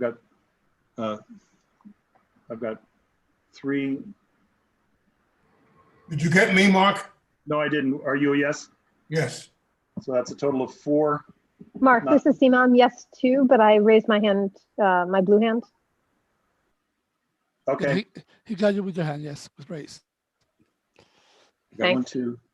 So I think I've got 4 there. And then those voting no on this budget, on this order. I see Barbara. Anybody else? Ken. Oh, there's page 1. Okay. Ken. And that's it. Okay. So the vote, so 2. So it carries either 16-4 or 17-6 or 21-8, depending on how you look at it. Thank you for that. We need now to go on to the next 10. My proposal for the next 10, unless somebody else wants to propose an order, I would think that we would pick up seasonal park workers, senior centers, PEP officers, and laptops can make the top 20. Is there anything else anybody wants to put in the top? I would defer to Clary on this, but I would think that PEP officers are more important than seasonal workers. Clary, what's your thought on this? Oh, I just raised my hand. I mean, as I said before, Mark, it's for the park item. We have combined in that you've noted it as seasonal workers, but it's permanent and seasonal workers in the same item. That's fine. That's fine. I'm just trying to get a shorthand here. Yeah, and if we're going the next, so I tend to disagree with, I think it was Susan, I would put the park workers top, second the PEP officers, because there are some issues as to what they really do or how effective. It sounds good to have them. I would actually very much put the big belly or the solar trash compactors in the next 10. In fact, I'd love to put more things in the next 10, but certainly the trash compactors. And what number is that of yours? That's number 3 on the Parks Environment Committee expense. Thank you. If you're looking for more, I'll give you more. No, we're going to Mark, question, Blanche. Were you going to did we agree to take the laptops out of the coming budget and do something special with it for now? Well, we're going to do laptops in a separate resolution right. for the current fiscal year modification. So that's why it dropped out of the top. Oh, I thought it just dropped out, period, since we were going to handle it this year. That was my understanding. I obviously am wrong. Okay, well, all right. So I've got trash compactor. Let me just read off what I have left. Potential for laptops, PEP officers, permanent and seasonal workers, technology and senior centers, and now trash compactors. So I'm looking for a few more things to fill out the next 10, and then I think we call it a day and let the budget committee prioritize anything that's left. So I see Mark, Catherine. can I add a couple? Yeah. So do you have tech for the shelters and supportive housing there? Which number is it? Number somebody 4? help me. I don't have a list in front of me. Is it tech number 4? Sally, do you know? Or Courtney? You mean the tech for the shelters? Yeah. Yeah. Yeah. And then your master list, it was number 4, Mark. Okay. Then yes, that's on the list. Okay, and then I just have a couple more that I want to mention. One is that there's 2 state-run nursing homes in Community District 7, the Riverside facility and the new Jewish Center, that have the highest number of COVID-related deaths in any state-run facility in New York County. So a request is funding for reliable, accurate, and rapid COVID-19 testing of staff working in congregate settings, because government does provide a supply, but it runs out. And then it costs nursing homes $100 per test. And we've, through research, and we had an expert in public health to help us with this, identified testing for staff as the primary source of the problem. So I would add that to the list. Which one is it, please? I really need to know the numbers. I'm Somebody help sorry. me, please. Come on. Courtney, can you tell us the number for that? Unmute yourself, Conde. Yeah. While you're looking at that, Catherine, which of the two state-run? It's Riverside and New Jewish Center had the highest number of COVID-related deaths in all of New York County. And so we're asking for funding for reliable, accurate, and rapid COVID-19 testing of staff working in congregate settings. Right. Just a clarification, I don't think the Riverside is state-run. They're all state-regulated. Exactly. Okay, thanks for the clarification. Perfect. All right. Yeah, thanks So for the clarification. So That's this is, I'm sorry, this is testing, testing. and it's HHS item what? Somebody help me, please. I'm looking. I can't do all of this. I'm checking it. It's 6. It's 6. It is. Thank you. Okay. Richard, go ahead. Yeah, this is another one of those items that can't wait for the 22 budget. Testing has to be done right away. And I think we should bundle that in with our request for laptops and any other COVID-related requests. We don't know what the lay of the land is going to be in 22. And I think we should make a bigger noise about it for right now. Mm-hmm. Agreed, thank you. Yes. Catherine and Shelley, would you agree to take that out of this list and put it on that list? Thank you, Richard. Good point. Catherine, were you okay with that too? Yes. And then I'd like to suggest one more, which is which has to do with research from Rosa, who's also on our committee. And that would be funding for research on approaches to address short and long-term racial and economic disparities that impact our district in the areas of health and education. That's our number 2. So that would, and that is something that is both an immediate concern and long-term. Yes. Because I think, as Roberta pointed out, this is the economic effects of the crisis are going to be with us for several years. So that's HHS number 2 rather? 2. Okay. Okay, and I see, Richard, you still have your hand up. Is there anything else that you want? No. Good. Thank you, Catherine. I see Clary and then Barbara, and then we're going to try to put some of this together. Yeah, Mark, are you still looking for candidates for the second 10? We probably have 10, but go ahead. All right, I just want to mention one that is on my committee's list that is not a park item at all. It's an environmental item. We've had it on the list in the past for several years, which is basically trying to get some agency money for agency anti-idling enforcement. I think people know we've got the asthma, we've got the vehicles idling, we've got the idling law that's not enforced. And we're looking to fund possibly even a project in our own district for agency enforcement of the anti-idling law. So that it's really not necessarily, it's listed as number 7 and last on our expense list, but it's really in a separate category because it's not a parks item. Okay, thank you. And I'm going to call on Barbara and then Jay, and then we're going to try to move this together a little bit. I just wanted to say that I feel very strongly that PEP officers should be on the top of this second list. I was very disappointed that they fell off the first list. For anybody who was using the park today, and the parks have never been more full of people than they are right now, and especially in the Ramble and other parts where you're really quite isolated, it's extremely important to have PEP officers. And I wonder if you would consider moving that to the top.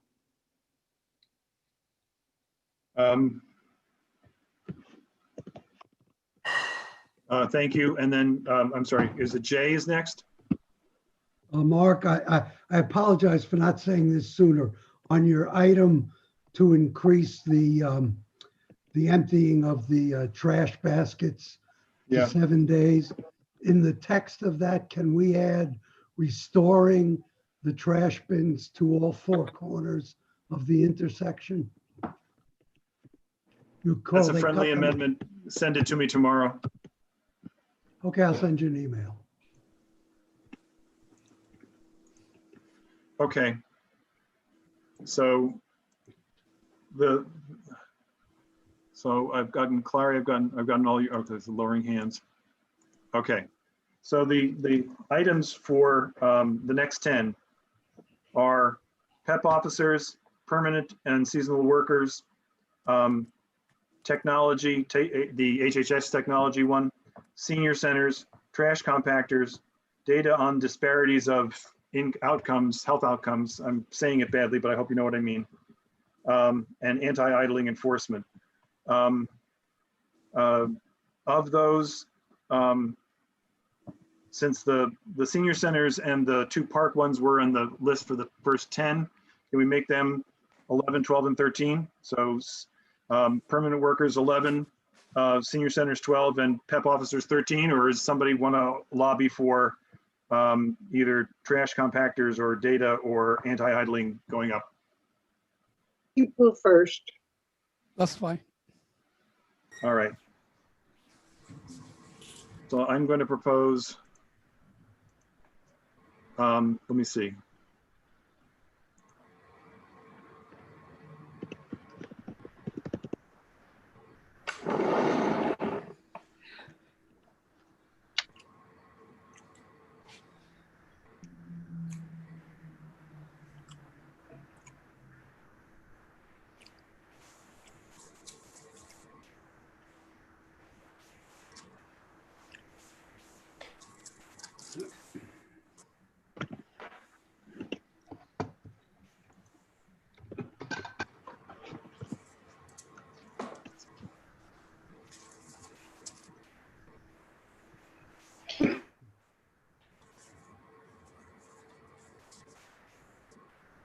Okay, so I'm going to propose this.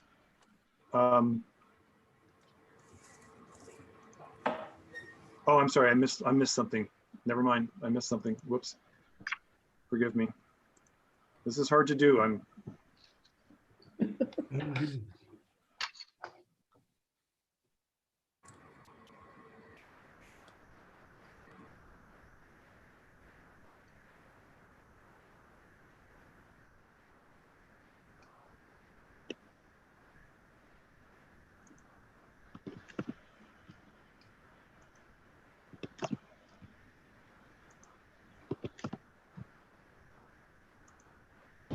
Okay. So that gets us to 17 in whatever order we choose to do it. And here it is. So we pick up number 11 is permanent and seasonal workers. 12 would be senior centers. 13 is PEP officers. 14 is the technology one. 15 is the disparate outcomes. 16 is the trash compactors, and 17 is the anti-idling.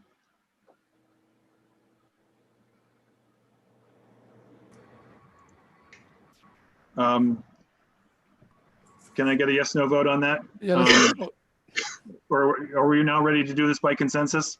Yes. Yes. Yes. Yes. So can I get consensus on that? Yes. Everybody in favor, say aye. Aye. Aye. Anybody opposed? All right, thank you for that.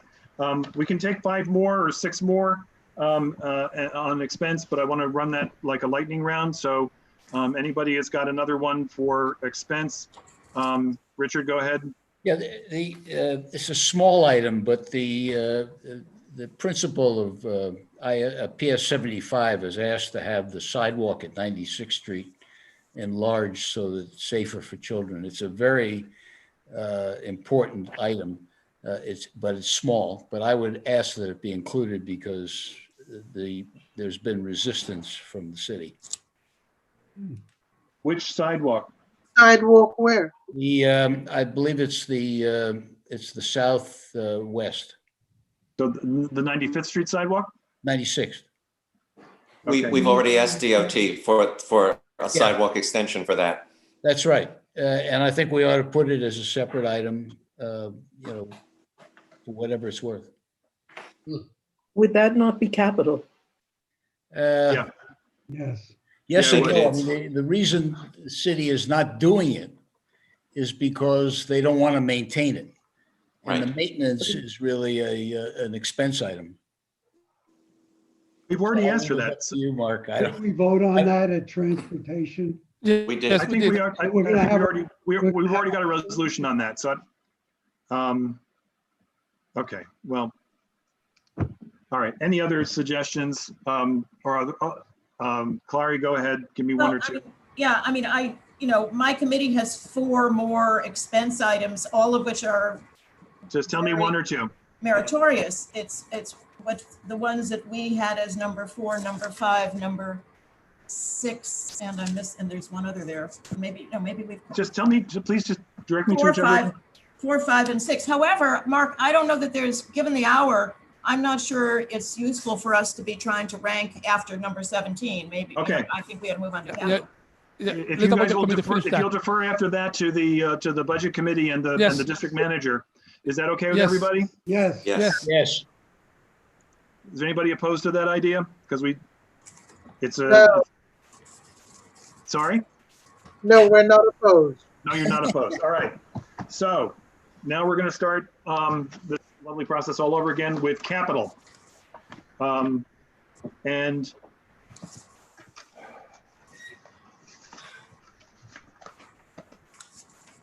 okay, so I see Shelley, Catherine, and Clary kind of in that order. Shelley, go ahead. Okay, I'd like to start with our number 1, which is funding the district for hospital unit or community health center to establish a clinic that provides evidence-based mental health care treatment and intervention for children who experience abuse. There is only one in all of New York City. Since the start of the pandemic, in addition to what went on before, many children have not had access to these services, and under normal circumstances, other than the possibility of school picking it up, they don't. So this would provide an increase in healthcare providers' reports of sexual assaults, which have shown that 70% of the, in the past months of the sexual assaults have not been against adults but against children.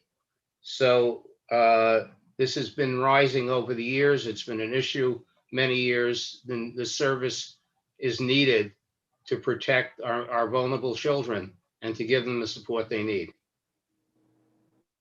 Thanks, Shelley. It's an expense item. Yeah, it sounds that way. This is just to add to what Shelley said and to clarify, we're asking for a clinic that would provide evidence-based mental health care treatment and intervention for children who experience abuse. That's been the #1 request by organizations such as Safe Horizon. There's only one in the city, and also some other organizations that we've met with and talked to. So that's why we put it under capital. Because you're actually trying to build a new building. You're not just trying to start a clinic. Yeah. Or in addition to a hospital or an organization. Or to acquire the location. Okay. All right. Then that does sound like capital. Catherine, did you have anything else you wanted to put in? Yes. So I'm going to defer to Courtney for our item number for our second item. Sorry, dealing with some not quite asleep children. So sorry, so where are we talking about the Catherine, are we talking about the capitals? We're talking about the safe haven. Okay, great. So I kind of started to reference this before, but one of the things that I heard in talking to people was the importance of having a safe haven in our district. We currently have one. And the perception was that there's a need for a second. Here's why. We have, I think a lot of people would acknowledge, a significant and increasing issue with a rising street homeless population. That's been true for some time, exacerbated by COVID and other factors. And increasingly what we were hearing is that it's very difficult, as I mentioned, to convince people to come off the street. And safe havens are a solution for that. They are by definition a smaller size, that is 50 to 60 beds, as opposed to the larger size shelters, as I think many of us know, can go up to 200, or the hotels, which can go above. They include also by definition services. They are specifically for people with dealing with extreme mental illness or disabilities, things like that. So mental illness and substance abuse. So they include the services that we've been talking about. Lastly, and I think this is really important, they are a funnel towards the supportive housing. So everyone talks about the supportive housing as the ultimate solution to getting people back on their feet. And I think that's important. Why is it important for our district? Well, we have this problem of street homeless. And in talking to the people who do this outreach, part of the issue is once people are here, they don't want to leave the neighborhood. I think we've all seen that, right? They get comfortable in the neighborhood. One of the things that was cited as part of the issue, and I think what I was told was that it's a reasonable assumption, is they're placing some of these hotel shelters here. People, even once those contracts are over, are likely to still remain here. And so we need to have a solution that addresses the increasing street homeless issue that has been an issue for the Upper West Side and will continue to be so. So one of our priorities here is for a safe haven shelter that will actually help address the issue rather than of street homeless in our district. Okay, thank you, Courtney. I'm going to look. Jay, do you have a comment besides the? No, you were just talking about whether it's capital, right? Sorry. Okay. Yeah, that's all. Clary, what are you going to propose? Okay, I want to just. And I see Louisa. Pardon me? I'm just acknowledging Louisa, that's all. Are you calling on me or her? I am calling on you. Oh, okay. I only want to say this background a bit once to put in context the entirety of our committee's list, Parks and Environment Committee, because we have 20 capital items. It's typical that we have more capital items on our list than the other committees, and the reason is every one of our items is a specific geographic site in a park or a playground/park. They all can get specific numbers. Most of them we are in agreement and we share information and discussions, and we separately prioritize, and not identically so, but with our colleagues at the Parks Department. So we end up with a list of 20, in this case, very specific projects.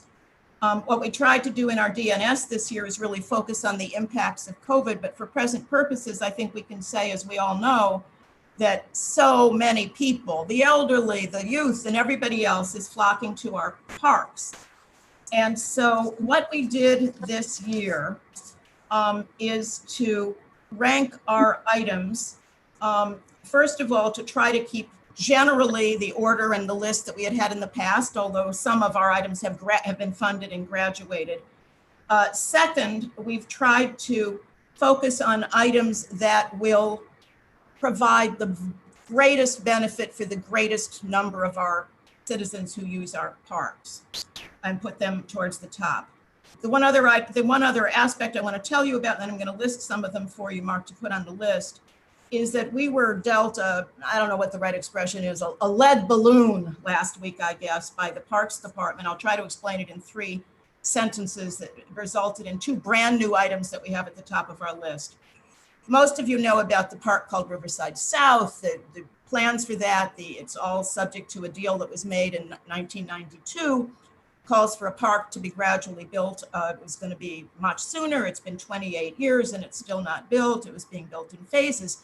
but was always an element in the plan from 1992 in approval of the sections of Riverside South Park, was comfort stations in the southernmost section that's now called Phase 6 and the middle section that is about to open called Phase 5.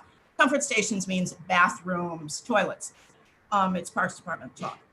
So what we learned last week is that without our knowing this, the respective entities that were charged with building Phase 6, which is developer, I won't go into what that means, but and Phase 5, which ended up being the Parks Department, the city, without telling us, they dropped in each case the comfort station from the design. They were designed. They didn't drop them from the design. They never bid them, apparently for financial reasons. So we have at the south end of the park, we have a large multi-purpose, multi-sport, multi-purpose playing field, and it's also going to be for other events and huge numbers of people and no bathroom. Similarly, the next most northern one in Phase 5, they never bid the bathroom. Well, you know, you go to the park, you need to use a bathroom.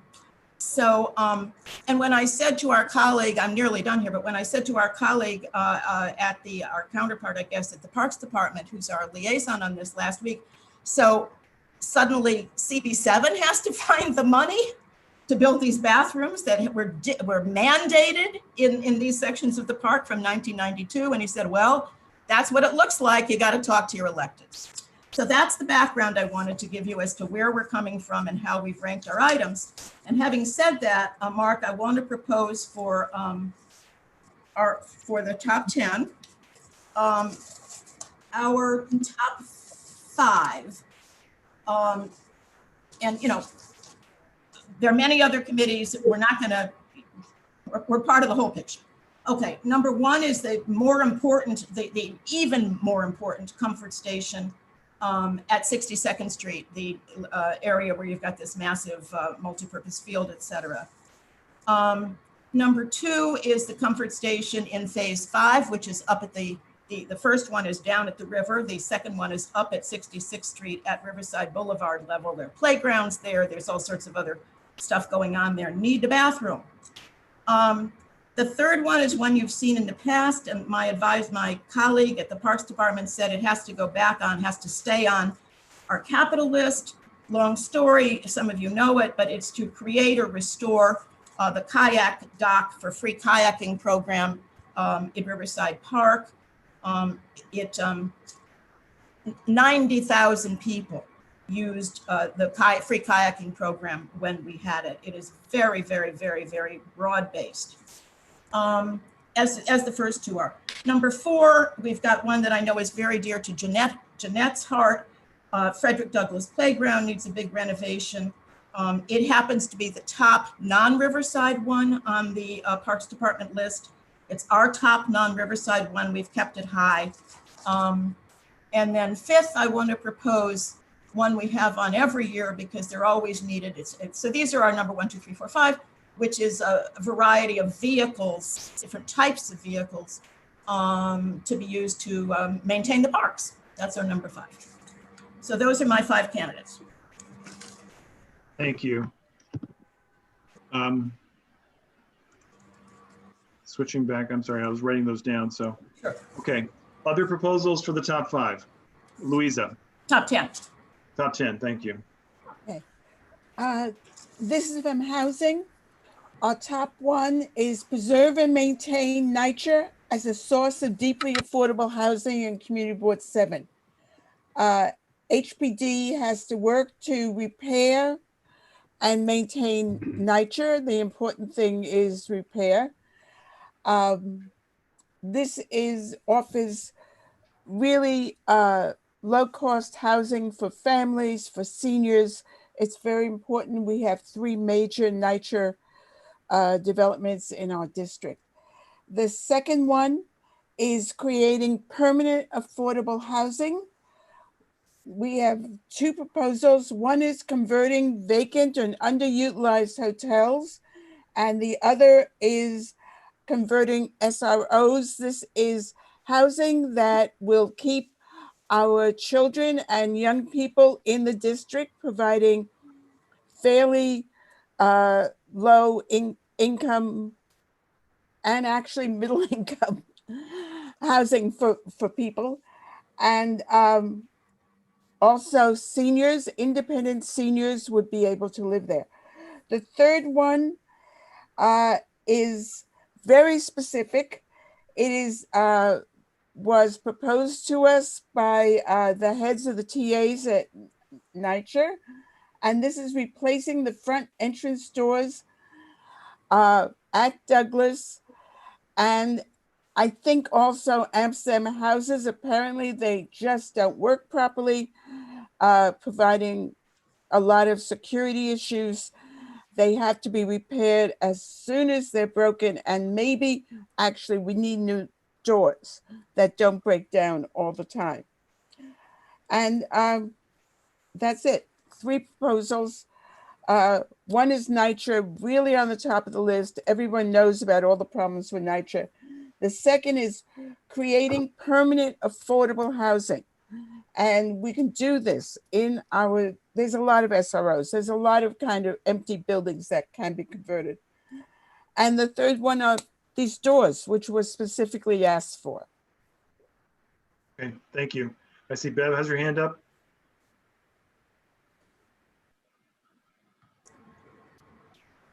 You're muted.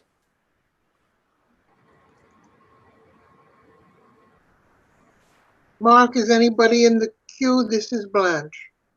Yes, I was looking for the number and I don't have it immediately, but the one around school environmental maintenance related to ventilation in poorly ventilated school buildings, particularly Martin Luther King, if we want to name a site within the district. Where was that? Was that HHS? That was our number 4.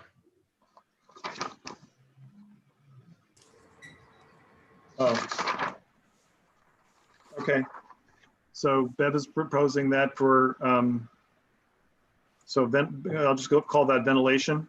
Yeah. School ventilation. School ventilation.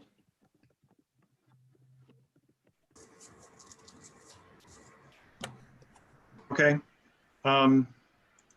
Blanche, if I'm yes, next. go ahead, Blanche, thank you. Okay, this is a bit of a follow-up on what Bev just proposed. It is YEL number 3. And we've dealt with this before. Just help me with what it is. I'm sorry. I'm trying to Okay. find it. It is the lack of accessibility for handicapped students Okay. in a good 1/3 to 1/2 of our schools in the district. So YEL number 3, got it. Yeah. And do you want to throw in the library as you usually do? Of course, I know Steve is going to laugh at me, but of course. And that's the Bloomingdale.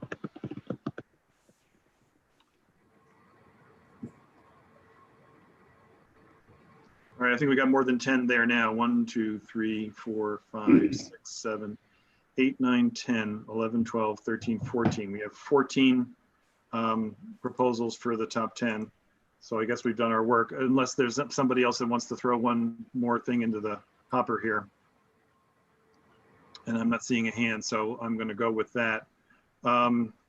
Okay. Does anybody want to discuss any of the ones that have been proposed? I have a comment on one of them, but I defer to others first. Okay. Well, I have a proposal for the second HHS one, which is the safe haven one.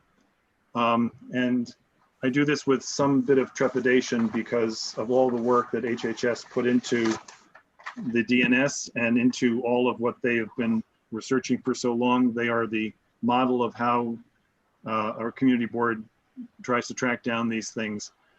My concern is that given the current environment and situation, I would not favor adding additional shelter beds to our community at this time. I'm sorry. And I do that accepting the rationale that Courtney and Catherine have researched and prepared, and agree that what we can do to remediate street homeless and help them find shelter is a very important thing to do. But I think that at this time, with the hotel situation still being unresolved, with DHS already intending to, they've already announced without any specifics and without consultation and whatever, that they are going to add a shelter to our district, a permanent shelter to our district. And I'm also mindful of our experience as a board with the West 107th Street Women's Shelter, which was summarily rejected by DHS a year ago, just about a year ago this time, without consultation with us. I just don't have the confidence that if we ask for a shelter with a very specific definition, with a very specific set of conditions and requirements and a way in which it should be run, I am not confident that DHS will give us that. They'll simply say, okay, you want a shelter, we'll give you a shelter. And I am concerned that our ability as a community to welcome folks in the way that we should would be compromised by that. So my thought is to repurpose existing shelter beds instead of adding new ones. The idea would be to identify a shelter that already exists. And since the purpose of this proposal, as I understand it, would be specifically to try to target and assist people who are homeless on our streets, people who are part of our community now, that they should in effect get first crack at the shelters in our district. I know this doesn't put me in the League of the Angels, but I have serious concerns about adding to the shelter population here, as opposed to repurposing the population that already exists for a way in which it'll benefit our community.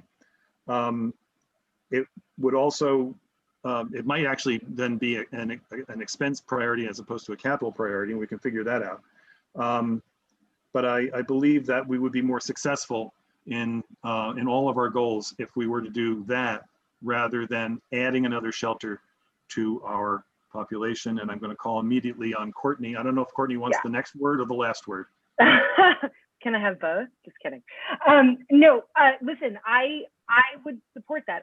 I am not in favor of the hotel shelters. I am not in favor of more shelters in general. I think in general, and I've said this before, I think we should have a better community engagement process with DHS. I think the lack of transparency, the lack of community engagement is unacceptable.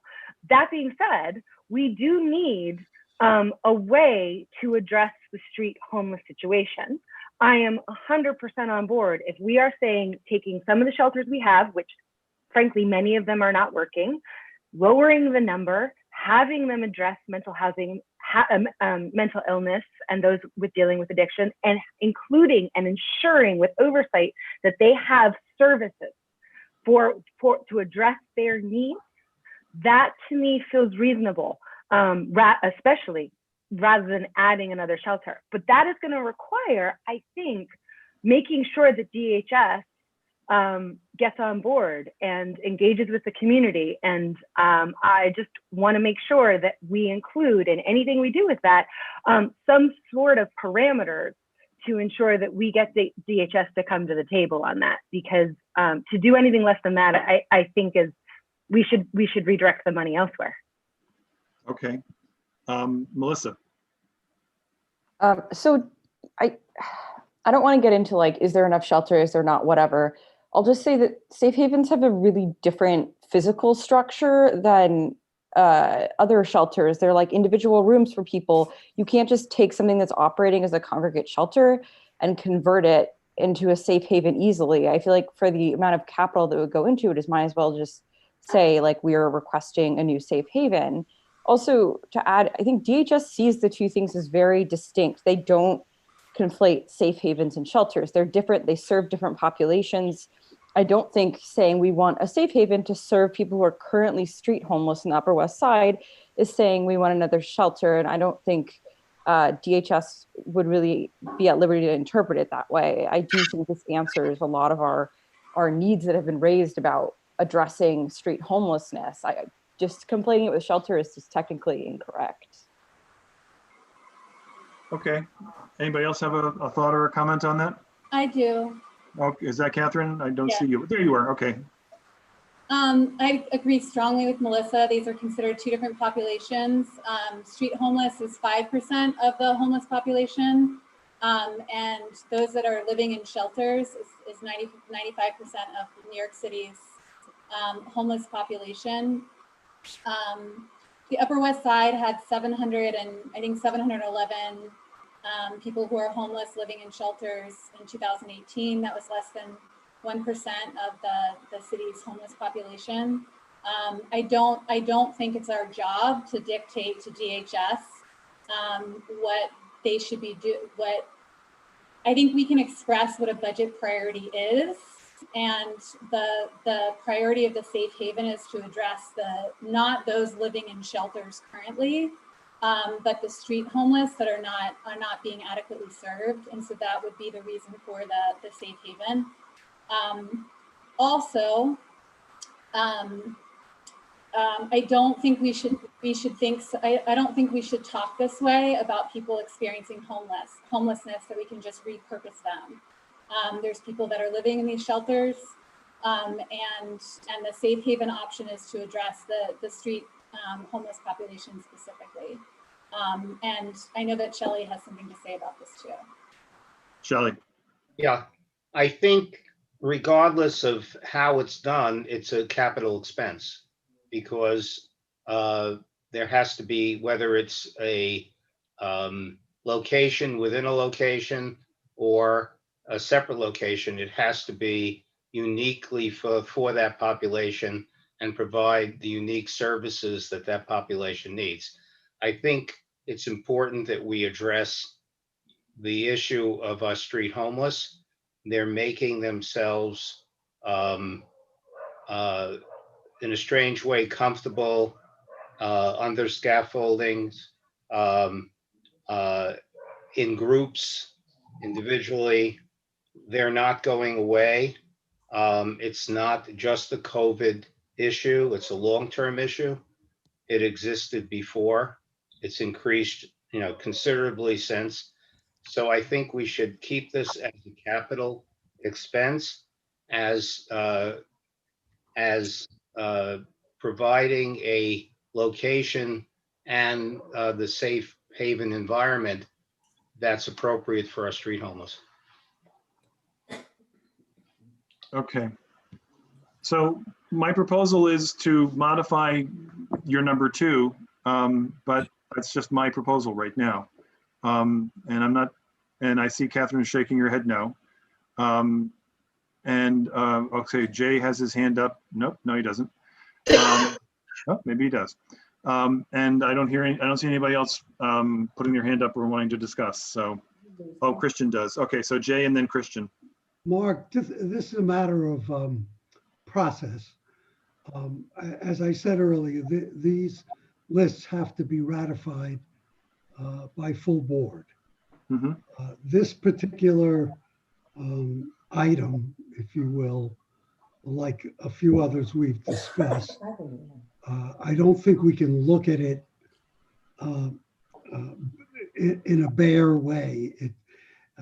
These issues with homelessness and what's going on with the Lucerne and the issue of devoting police services, et cetera, have all come together in our district in a perfect storm. My suggestion would be, since you had a house up here, since we have to take this to full board anyway, that we send it to full board without a recommendation, without adding it or deleting it from the list. It's going to incite a discussion no matter what, and leave it to a resolution at full board.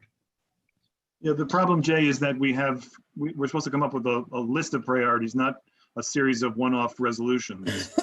No, Mark, it doesn't have to be a one-off resolution. It can be a discussion as to whether it should be included and what its ranking should be, but leave it.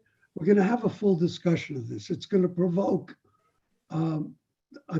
it's going to provoke an in-depth board discussion. It's going to provoke a public discussion.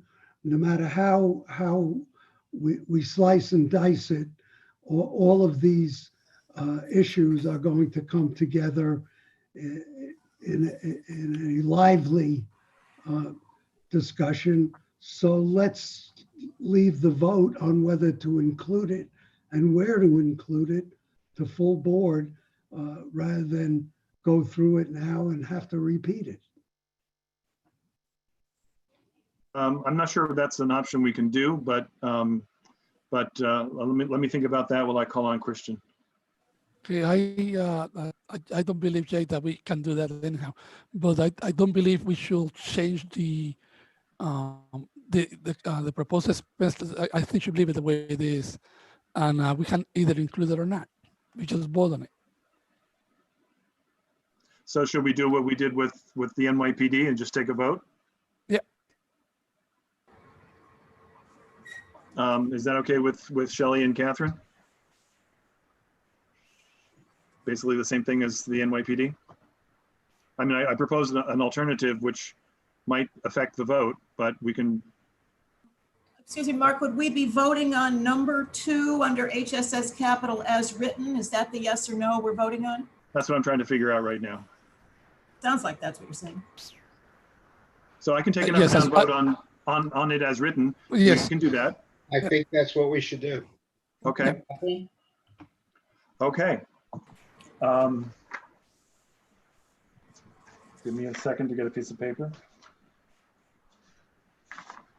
Catherine or Shelley, do you want to say anything before we take the vote? Can you put it up on the screen, Mark? Put what on the screen? The item. Everybody has it in front of them. It's number 2 on the HHS. Okay. I don't have it. All right, let me see if I can find it. Give me 1 second. Yeah, maybe you should put it up also because there are people. Oh, thank you. That's a very fair point. Thank you. Let me see.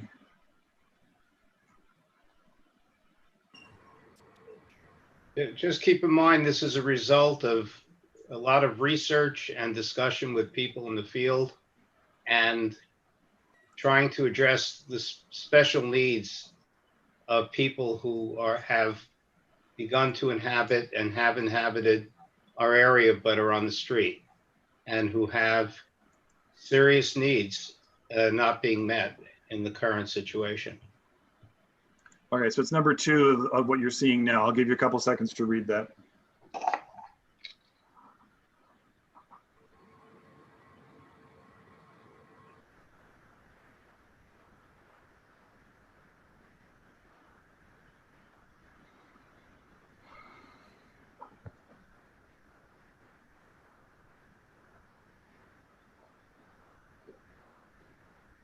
Thanks.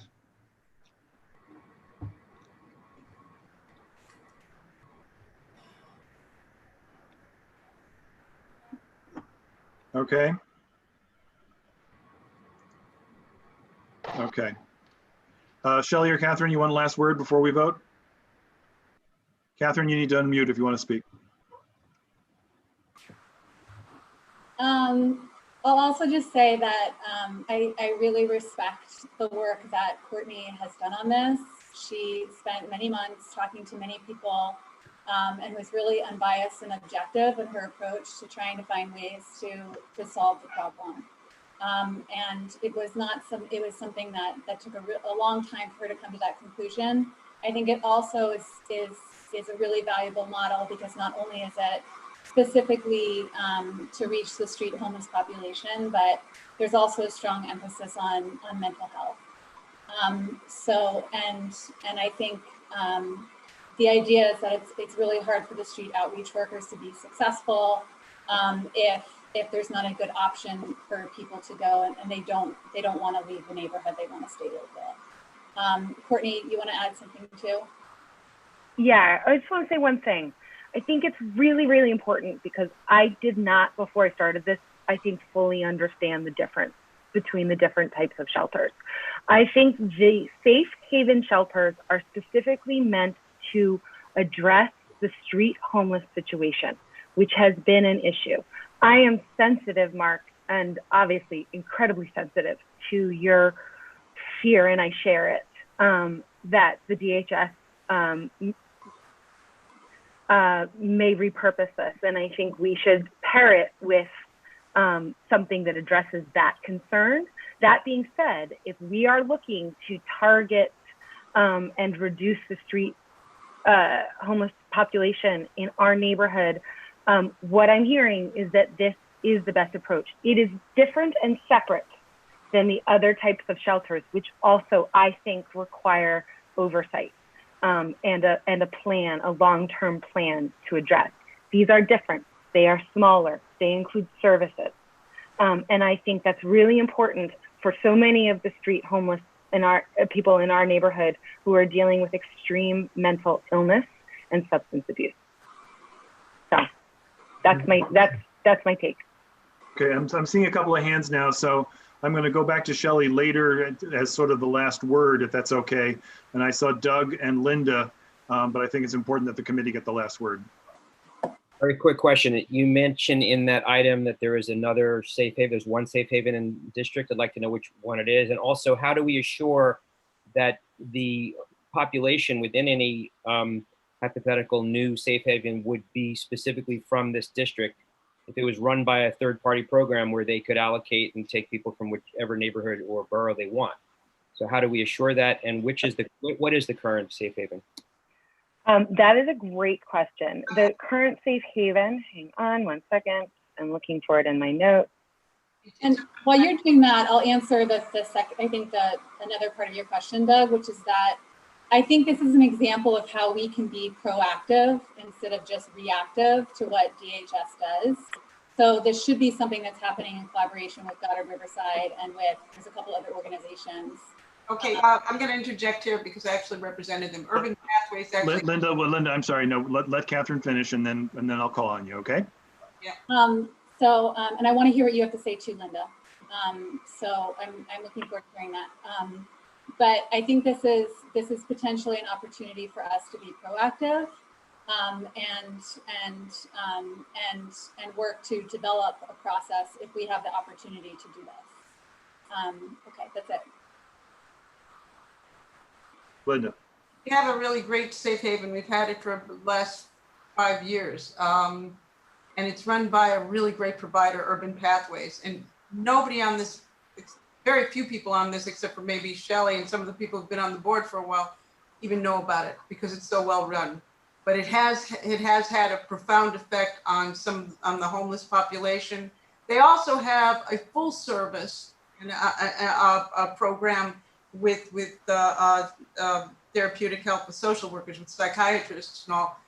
They have a second unit, but that's for a more developed population. The safe haven that they have, and I won't give you the exact street because I don't remember it, but we did work with them and I did represent them. I did pro bono work for them at a certain point. So actually I'm disclosing, but it works. It's not like the other service providers that we're dealing with currently. So it's a good idea. And can you imagine a shelter that people don't know exists serving this population? Why it's so if good. They're doing something that is effective, we know that, but also is not disruptive to the community, which is what people are concerned about. I appreciate it. Okay. My 2 questions were not answered. What wasn't answered? One was, where is it? And unless it's for security or safety reasons, you don't want to disclose that. And how do we assure that if another one is in our neighborhood, that they will be dedicated for homeless we can recommend a specific service provider that has a history of it. Urban Pathways, for example, works with safe havens all over the city, all over all 5 boroughs. We have 2 Urban Pathways programs. I can't remember the exact street. It's been that long, but I can find out and let you know later, and we can publish that. But the point is, we voted on it. We saw this. I'm trying to remember 5. I remember going there with Madge Rosenberg. In fact, maybe 5, 6 years ago. I mean, this is going back a long time. And when Elizabeth was chair, that's how far back it goes. And yet we don't know it's still there. So, Shelley, do you know where it is? Yeah, and I'm not going to publicize it because second it's publicized, people will go start looking. Yeah, that's a good point too. The point that people don't know is an excellent point, that people aren't being observed, it's not being disturbed. It's a part of the community. Yeah. It's also Okay. it's also smaller. It's a lot. It has been made for beds. Mm-hmm. Okay. All right. I'm not going to prolong this any longer, and I have a feeling I know where the vote's going to go.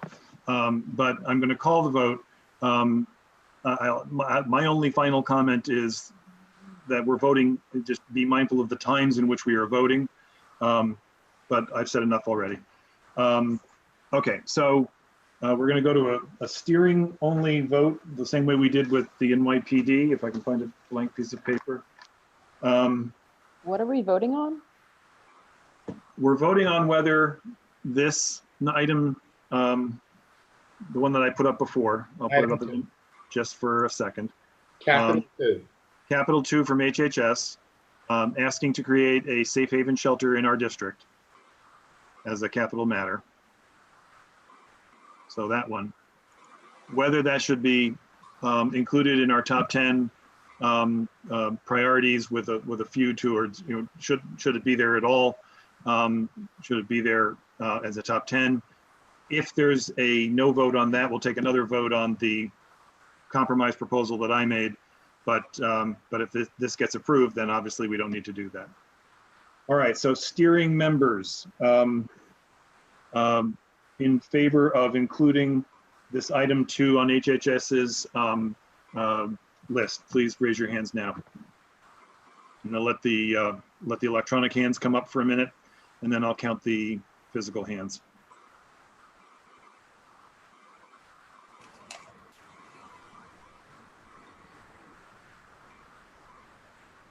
Okay. Okay, so physical hands, I see, let me just, I've got 9 plus, let me see physical hands. I got Shelley, Catherine, Courtney. I'm sorry, I got Louisa and Christian. Okay, and that's pretty much it right there, I think, but let's keep going. And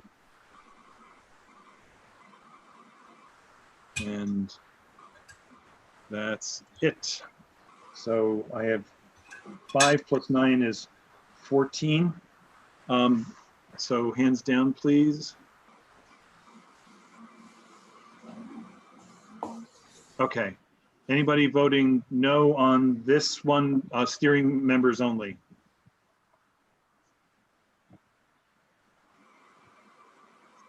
Susan, I'm not sure you're a steering member. Thank you. And Robert, I don't think you're a steering member either, are you? No. Yeah, thanks. I'll take your vote in a minute. I've got Clary and Bev. Let's see. I'm going to put my hand up as no on this is 3, but that's not going to do it. And abstaining, Mark.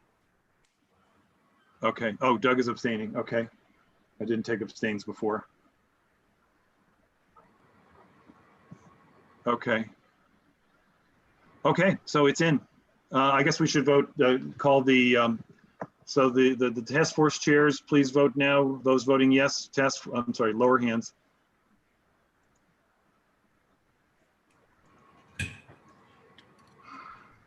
Why didn't the hands lower? Okay. Task force chairs voting yes.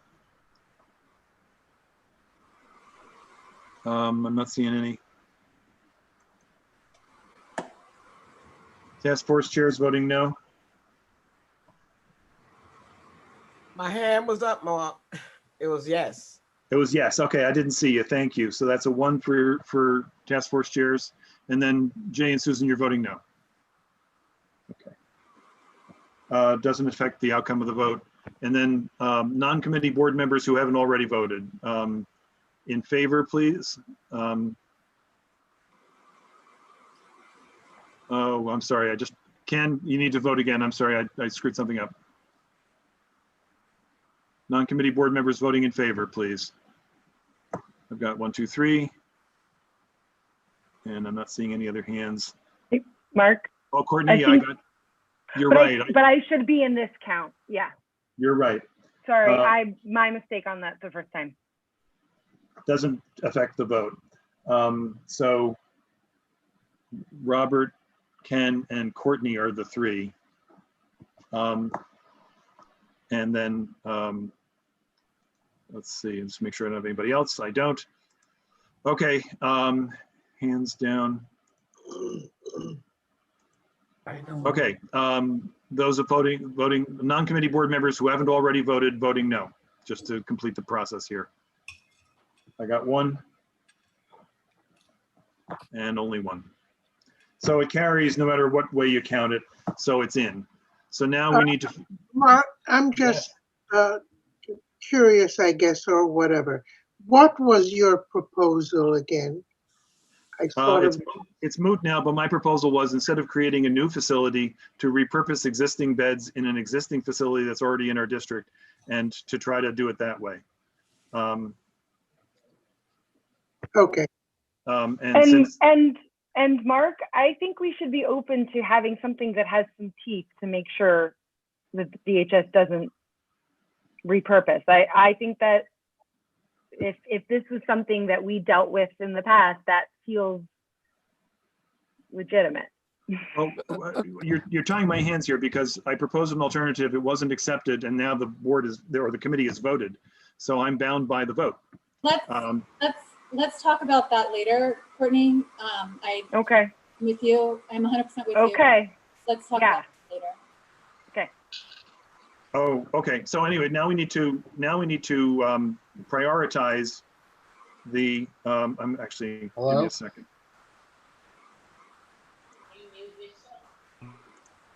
Okay.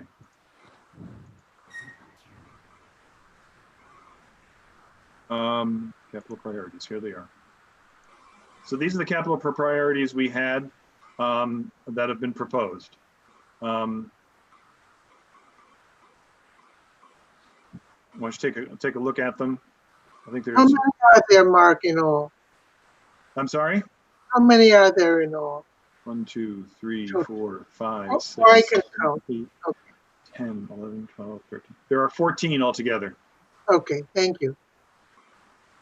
I'll read them, Blanche, in case you can't see them. I can see them. Thank you. You can see them. Okay, good. Okay. So we're going to have to organize these in some kind of order. Should I do that, or does somebody else want to take a stab at it? Is this one where we're aiming for 10 or? Well, we've got 14. Let's put them in 14 order. All right. Why don't you go for it, Mark? All right. Ken, do you have your hand up? So I'm going to listen while I think about it. Okay, well, maybe this would help. I just have a question for Louisa on the NYCHA ones. I mean, obviously what's has gone on with NYCHA is a disgrace, but isn't this a federal issue? How is it a city issue? So can I also jump in, and also Madeline, please jump in if you wish. I mean, the city has had a role in funding NYCHA for the past, I don't even know how many years, maybe even since Housing Authority was established in New York. There's never been purely federal funding. And as we all know, federal government has really been choosing not to provide funding, and we're by no means requesting that the city fully step in. We're just asking for funding for the most necessary repairs and to address, issues like mold and lead paint that need to be addressed. Well, the thing is, it's so much division. Some of the buildings are city and state, and some are federal, so it's all mixed up. So that's why that is there.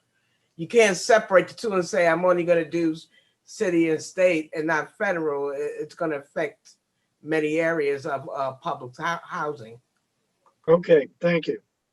So, and when we get to writing up the actual things, I think we should expand it beyond HPD, because I'm not certain HPD has a role in NYCHA per se. But your point, as I take it, is that we need to invest more in NYCHA for these reasons.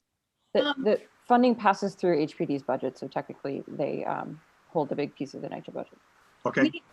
We also included, just to kind of add, this is HHS capital priority, and we added the mayor's office of the chief technology officer because they're actually already working to provide broadband in NYCHA households. They're just not going fast enough. And there's a very large percentage of people in the city who don't have broadband, and it's so necessary for access to health providers and education and job opportunities and everything. So it's really urgent. It's also a long-term issue. And the city has a lot of really great ideas for how to make it happen by working with community-based organizations and nonprofits and hiring youth and that kind of thing. So it has many positives to it. Thanks, Catherine. Thank you. All right. And which number is that of yours? Is that number 4? No. I can look, sorry. It's 3. All right, now we have 15.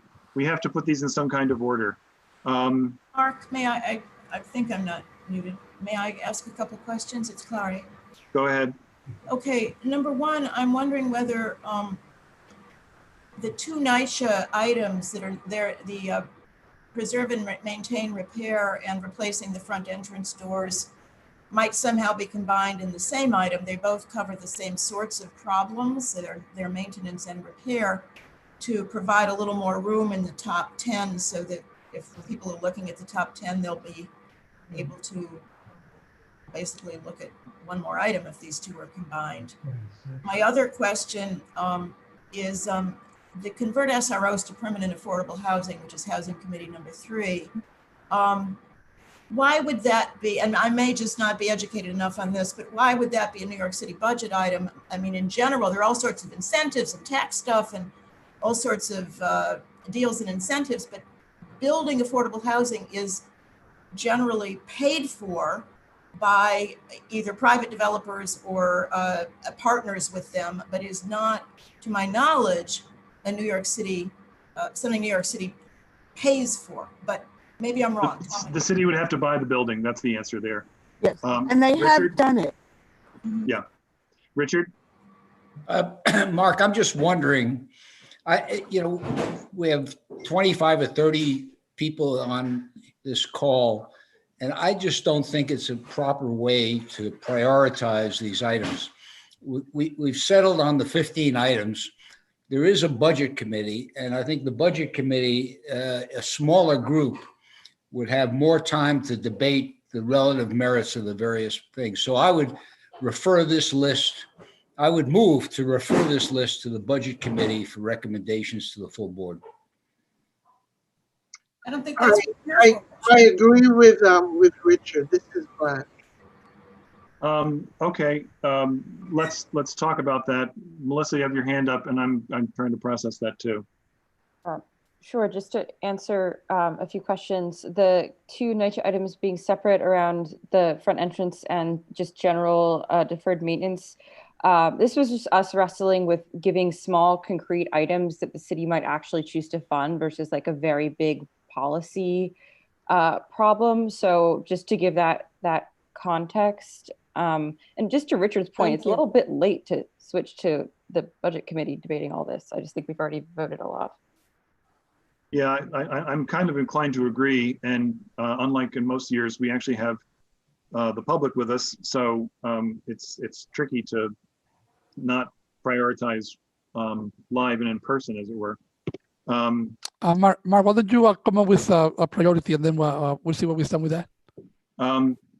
Okay.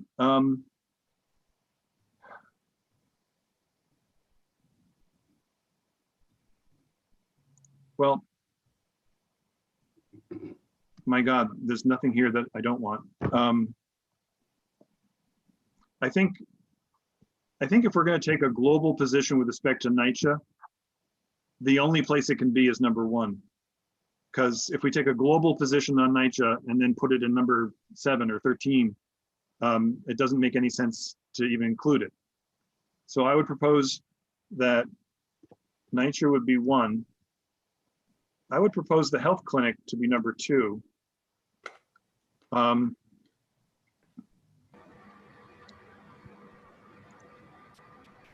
would propose the school ventilation to be number 3.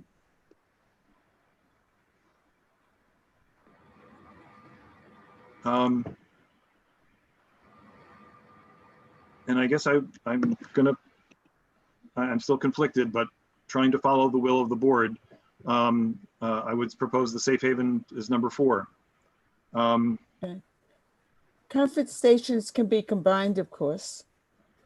No, they're really totally separate capital projects, of which, Mark, I would make, and everybody, I'd make the point that the phase 6 one is, no pun intended, but even more urgent than the phase 5 one. Is Polly still on the call? I would like to get her input on the NYCHA issues. Is Polly still on? Gone. Okay. Madeline, Madeline, a question. Was the NYCHA broadband brought up under expense? At what point was it brought up? What are you? I thought it was included in the expense top whatever. It was, but I think different committees. This is HHS right now. And the other was housing. Well, it's the same objective, isn't it? Yeah, somewhat. I mean, somewhat. It either is or it isn't. I think it's both technically, just like there's Okay. ongoing operational costs and All right, there's. guys, so I can't really call on too many people while I've got the document up, but I've just taken my stab. So I'm going to give like 5 minutes for people to say no, 2 should be 4 and 5 should be 7. So affecting the order, I'll listen to anybody who wants to make a pitch for a different order. Just to read it out, the order that I'm proposing is NYCHA preserve and maintain and repair 1, health clinic for children who are victims of abuse 2, school ventilation 3, safe haven shelter 4, replacing NYCHA front doors 5, comfort station in phase 6 is 6, NYCHA broadband is 7, Bloomingdale renovation, Bloomingdale branch library renovation is 8, Douglas playground is 9, comfort station in phase 5 is 10, permanent affordable housing 11, what's 12? ADA accessibility for schools is proposed to be 12. Convert SROs to permanent affordable housing is 13. Kayak dock at 14 and vehicles for park workers at 15.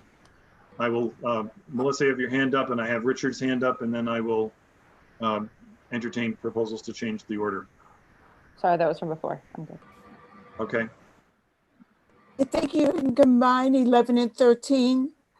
The whole idea is a conversion of empty or rundown buildings that can provide affordable housing. I'm fine with that. Since it's your committee, yes, I can do that. Yeah, that's fine. It would be very much the same program. That means 14 would become 13. I'm trying to find 15.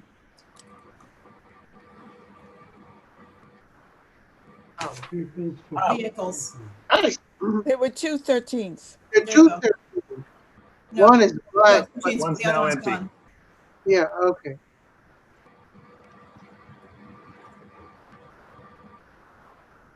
All right, I'm gonna stop sharing for a second.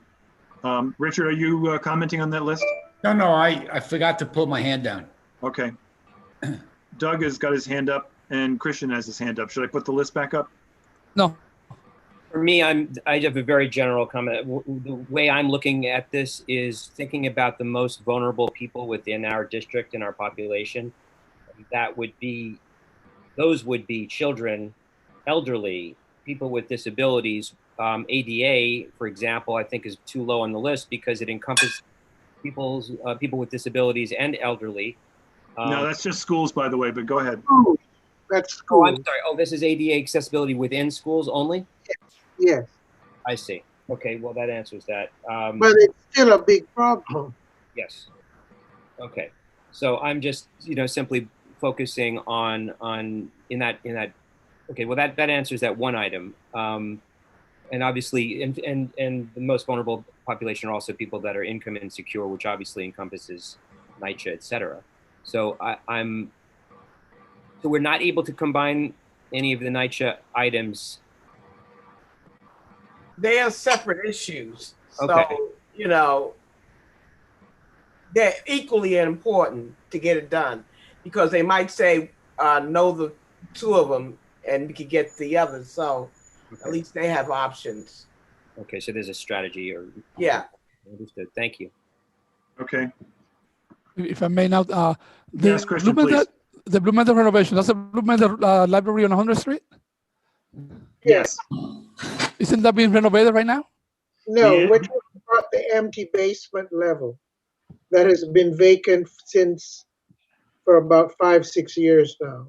But Blanche, didn't it otherwise have a big renovation upstairs just recently? Yes. Yeah. I don't know that I'd call it big, but they are renovated. My point being is that maybe we can lower in priority. Where do you want to put it? Where do you want to put it, Christian? I would say that 13. I disagree. Okay. Only a suggestion. Because the usage of that empty basement footprint of the building would enhance the overall benefit that the library brings to the community. It would expand services, etc. Okay, I retract my suggestion then. Okay, great. Julian has his hand May I up. speak, Mark? No, Julian's got his hand Oh, up. sorry. I don't see the hand thing. Sorry, I'll be really brief. Sorry. I just wanted to say, and I agree with Christian, by the way. I noticed that the ADA accessibility is number 12 on the list, and I think last year it was a bit higher up, and I would support moving it up. I'm not so sure in what order it should be in, but I think it's certainly at a similar level of priority as the Bloomingdale renovation. And I think if we have, yeah, I'll leave it there. Sorry. Okay. So if we were to move ADA accessibility to number 10 and force everything else down one, would that work for everybody?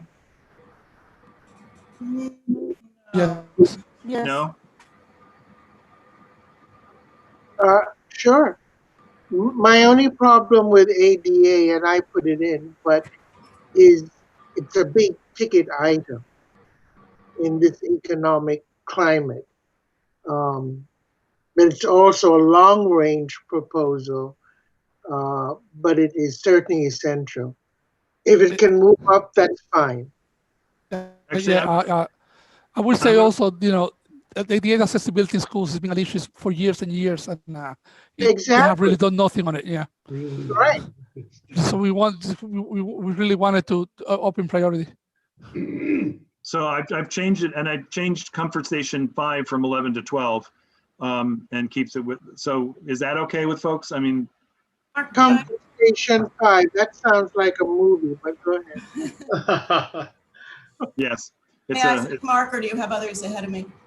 Go ahead, Clary. Okay, so I had been pleased before a few minutes ago when at least the two comfort stations that are so desperately needed were in the top 10, and now the second one is down to 12.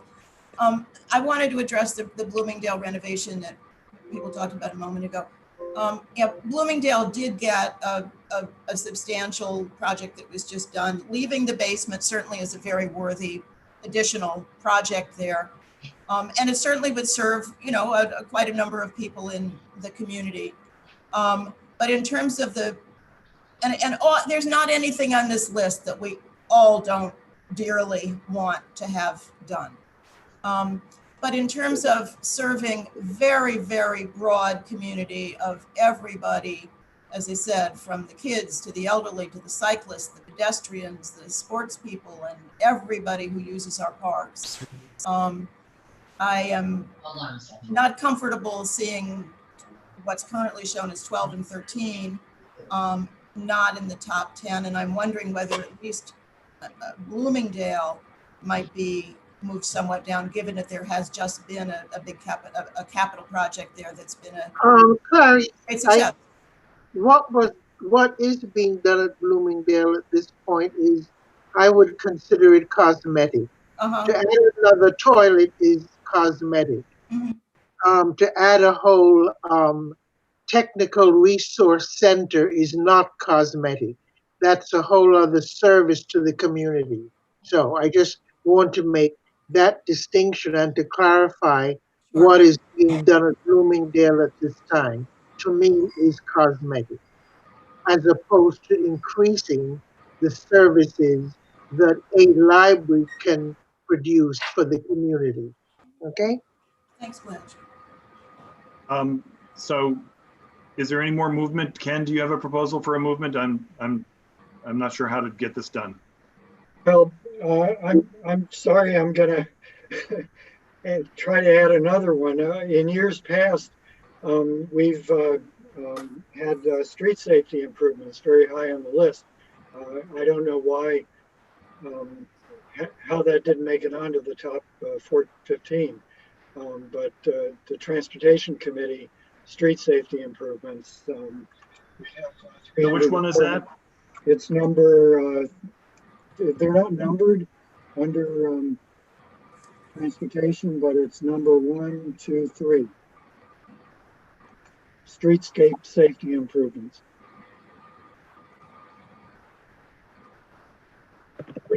This is talking about actually saving lives. So I think it should be there. All right, somebody propose a change, or I'm going to leave it at 15. I mean, I guess what we can do is vote on this, and if it doesn't pass, we'll reorganize. But I'm asking for proposal of reorganization, if there is one. I would advocate for 15 to go much higher. Doesn't help. Sorry, but I still advocate for it. I think given the list, because we've done so many, I'm sorry, put my hand up. Street safety improvements include what? Curb extensions. What else? Yeah, I think Ken, the issue there, they're incredibly important, but there's not like there's a budget gap that needs to be filled. The DOT has the money to do it. It's not like. Okay, So if you think so, take it off. Every time I've asked them, they've said that that's not a budget issue. But okay. But so we make the point by putting it on our top 15. That's great. That it's important. Okay. And unless somebody else has another proposal to make, I think we have something of a representative sampling of each of the committees here. Can we vote? Let's vote. Let's vote. Let's vote. All right. All right. So,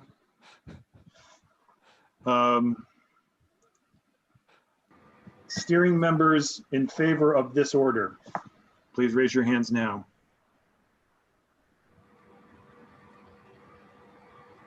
You say disorder or this? Disorder as opposed to dat order. All right, so I see 7 plus hands. I've got 1 as Mark. I should probably write that down. 1, let me see. Shelley is 2, Christian's 3, Louisa's 4, Doug K is 5. Blanche is 6, thank you. Andrew Ridgey added his vote too. Andrew Ridgey is a yes? Yes. And Linda's a yes. Thank you. Any other physical hands that I need to count? Catherine is a physical hand. Okay. Anybody else? All right. So that's 7 plus 9 is 16. And so that actually carries it. But I'm Can someone remind me what number of kayak was that? I will tell you in a minute. All right, hands are down. Thank you. Those opposed to this order, please raise your hands now. Steering members only. Not seeing any. Clary's a no. And anybody abstaining? Okay, and then so lower those hands. We'll just keep doing it the way we've been doing it. Task force chairs voting yes. I got Madeline. And I don't see any other hands. Okay. Task force chairs voting no. Got Jay and Susan. Okay. And then non-committee board members, I'm sorry, is there any task force member that's, oh, now non-committee board members voting yes, who hasn't already voted? So please lower your hand if you've already voted. So I've got 1, 2, 3. I've got Robert is 4. Courtney is, I'm sorry, it's 1, 2 physical hands plus 3. And let me just see if there's any others. And that's it. Those voting, non-committee board members voting no on this list. Seema, you already voted. All right, I'm not seeing any. Barbara. Oh, Barbara voting no? I don't see it. Yeah, okay. Yeah. Okay, it passes either 16-1 or 17-3 or 19-4, so it passes. Do I hear a motion to allow the budget committee to sort out the remaining ones, or do you want to do another round? Because we got up to 15, which is more or less what we did last time for expense. So moved. So moved. All right, anybody object? Mark, I don't see it. can you show the list one more time? Sure.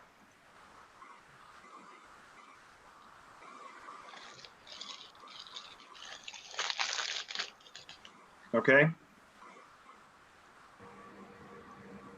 All right.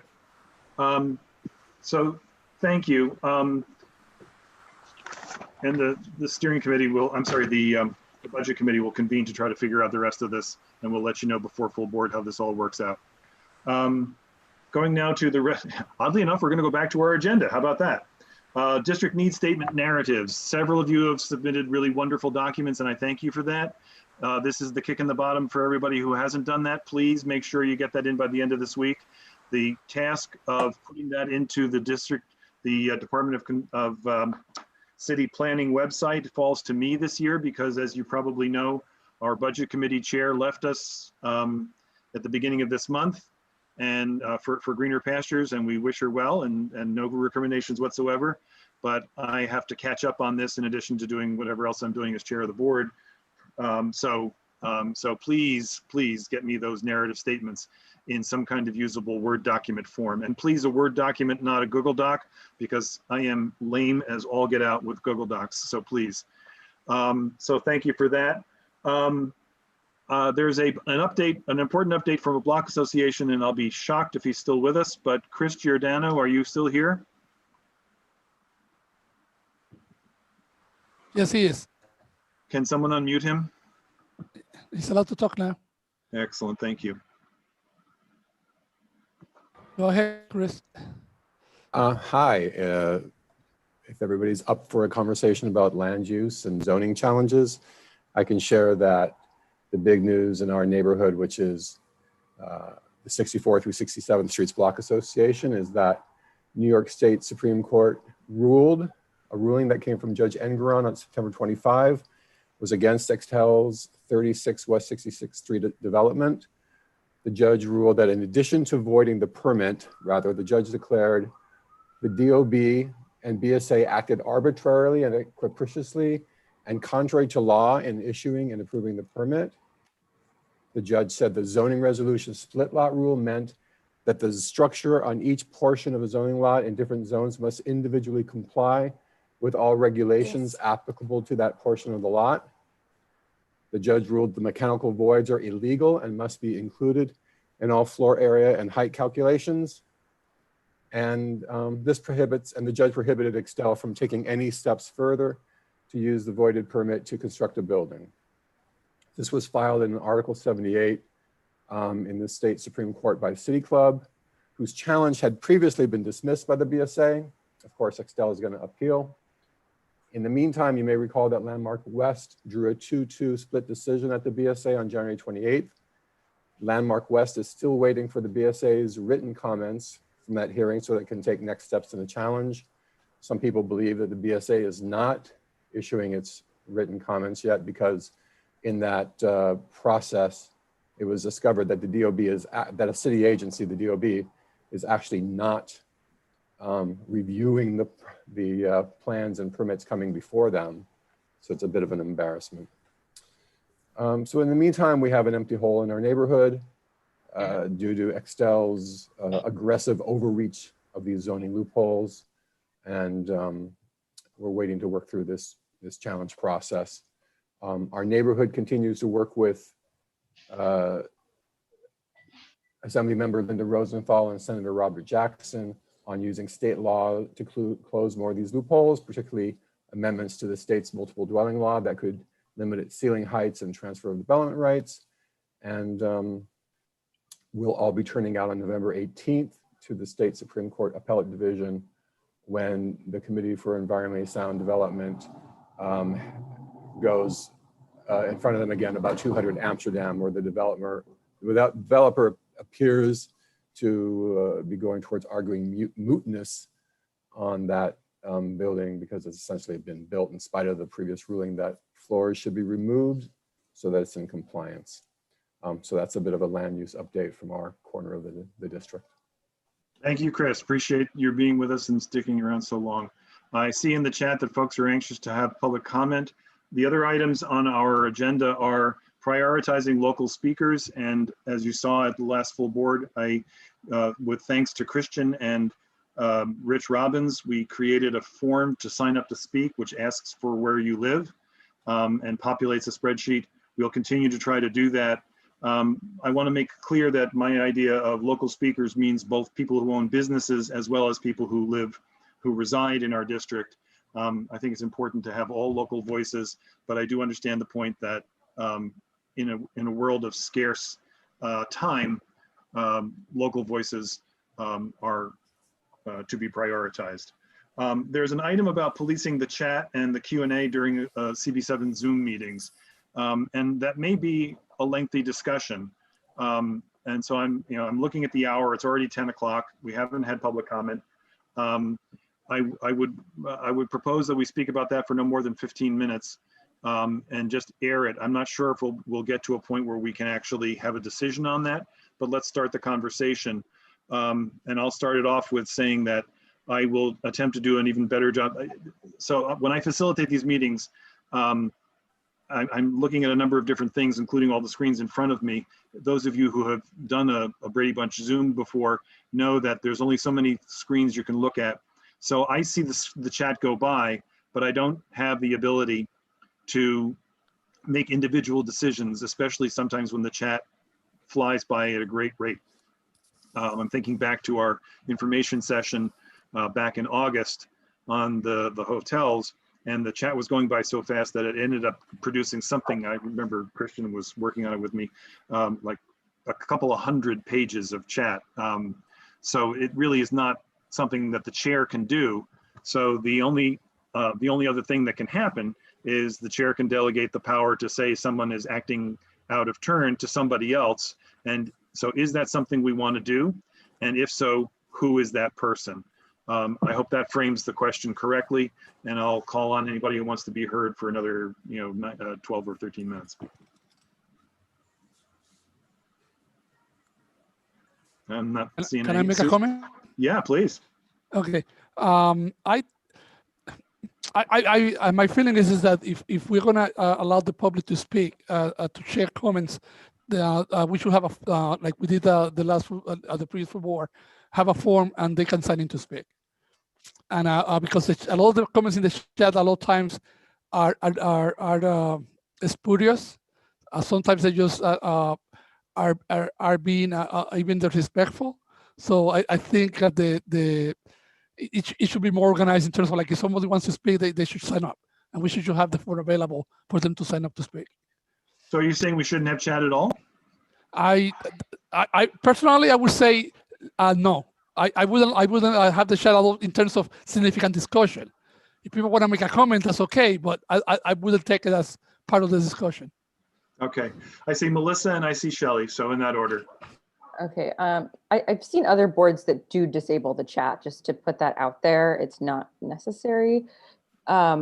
If we do choose to keep it, I do think that there should be ground rules announced at the beginning of each meeting. And then I think you should delegate to someone on the executive committee to remove people from the meeting who violate the rules, either after one instance or 2 instances. I just think that some of the vitriol is really hard to watch flash by. Okay, thanks, Shelley. And then I see Susan. If this was a non-virtual meeting, we would not have chats. Okay, if there's a topic and it's being discussed, a resolution, we have an opportunity for the public to speak. They sign up to speak. Why should this be any different? The chat is a distraction, really, because if you pay attention to it, you're going off in different directions and not necessarily listening to what the dialogue is on the floor. So I think the chat should be disabled and people should sign up as if this was a normal meeting. Okay, thanks, Shelley. I got Susan, and then I see Julian, and then I see Andrew Ridgie. What Shelley said. Okay, thank you.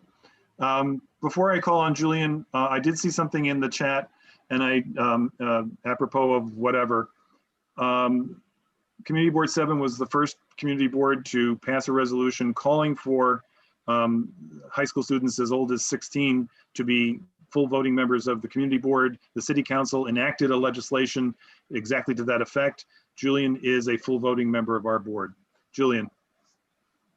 Thank you, Mark. I appreciate that. I was just going to second what everyone has said, and I was going to point out that there is an option, I think, for the chat to enable it for panelists, but to disable it for attendees. And the benefit for that could be that sometimes at our meetings, we have relevant links to agendas, to the bylaws, to community updates given by members of the community. And if there's a one-way for those links to be forwarded into the chat, I think that's a valuable resource. But otherwise, I agree with everyone else. Okay, thanks. Andrew Ridgie and then Ken Coughlin, and I think I'm getting a message that Catherine wants to speak. Yeah, I would just agree with Shelley as well. I find it very distracting. I also worry because just the pace of the comments. If someone puts something, you just miss it. There's no way to be able to listen to the meeting and pay close attention. I turned it off, the video off, so I could hear. Louisa? So anyways, I'll leave it at that. Thank you. And then I got Ken and then Catherine somewhere. I can't see her. Yeah, well, I find the chat distracting and I try not to look at it, but every once in a while I find things in it that I find interesting and helpful. And I realize that you don't have chat in a non-virtual meeting, but in a meeting, the community gets to talk amongst themselves in the audience or the crowd. And this is kind of a way for the community to talk amongst themselves. So I would be in favor of keeping it. Thanks. I didn't think this was going to turn into a keep it or lose it discussion, but here we are. I've got Stephen, Catherine, and then Barbara, and then I'm going to say thanks for this, and we'll figure something out. Yeah, Stephen, I mean, yeah, Stephen, I think is next, and then Catherine. Is that right? Well, that's what it is now. I'll be brief. I agree that I would keep the chat. I think that our meetings are very, very long, and sometimes people have been waiting for a while. And I do think it's a way to keep people participating. I would be in strong favor of making somebody, in charge of monitoring the chat. And if we feel after a couple more meetings it becomes egregious, then we should have a conversation about it. But I do think it plays a very vital role in our meetings. I have a tendency to look in there, and I think there is some inappropriate, but for the vast majority, I find it to be positive and interactive, and I'm in favor of keeping it and monitoring it. Thank you. Barbara, I'm sorry, Catherine is next and then Barbara. Catherine, can you unmute? Yeah. There you are. I appreciate what Stephen and Ken said. Just your that you want to enable community voices and sharing and participation. I really appreciate that. But I tend to think that the commenting should go through a standard process. Especially, I think it's especially important that we know who's making these comments. And I'm concerned about the bullying that happens when people are targeted when they're speaking. I saw some things that I said, and people, said Catherine and then said some things, and it's like a little bit. I think the chat enables people to do that without our knowing their identity, and that's not an okay thing. And I think it would be really hard for someone to monitor that because of the volume and the pace. And so I think having a process where people are identified and we know who they are makes sense to me. It's just like a regular community board process. But I do appreciate what Ken and Steve said, so I could be persuaded either way. Thank you. And now Barbara. I didn't think about eliminating the chat completely before tonight, but I am particularly offended by those not tonight. I don't believe they were here tonight, but they're often paid employees of groups with a specific agenda who use the chat over and over and over and over again for hundreds of emails throughout the entire meeting. And I find that extremely offensive. I think if given my druthers, I would be in favor of eliminating the chat completely. I don't think that it really serves board members very well. And at the point that Shelley made, it's true that we don't normally run our meetings like this. I definitely think that the community should have their say. And I think that we should be respectful and listen to them. And they should be given a minute or so apiece if they have something new to add. But I think that, it's very, very distracting watching this, trying to watch the chat and be attentive to the meeting as well. Thank you. And then Linda has her hand up, and then I'm going to say thank you for this.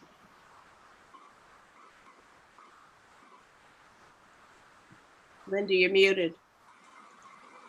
Got to unmute there, Linda. I might be frozen. Nope.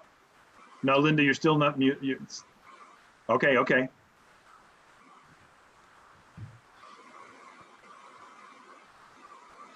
Try it now. Oh, it worked. Thanks. No, I've been freezing all night.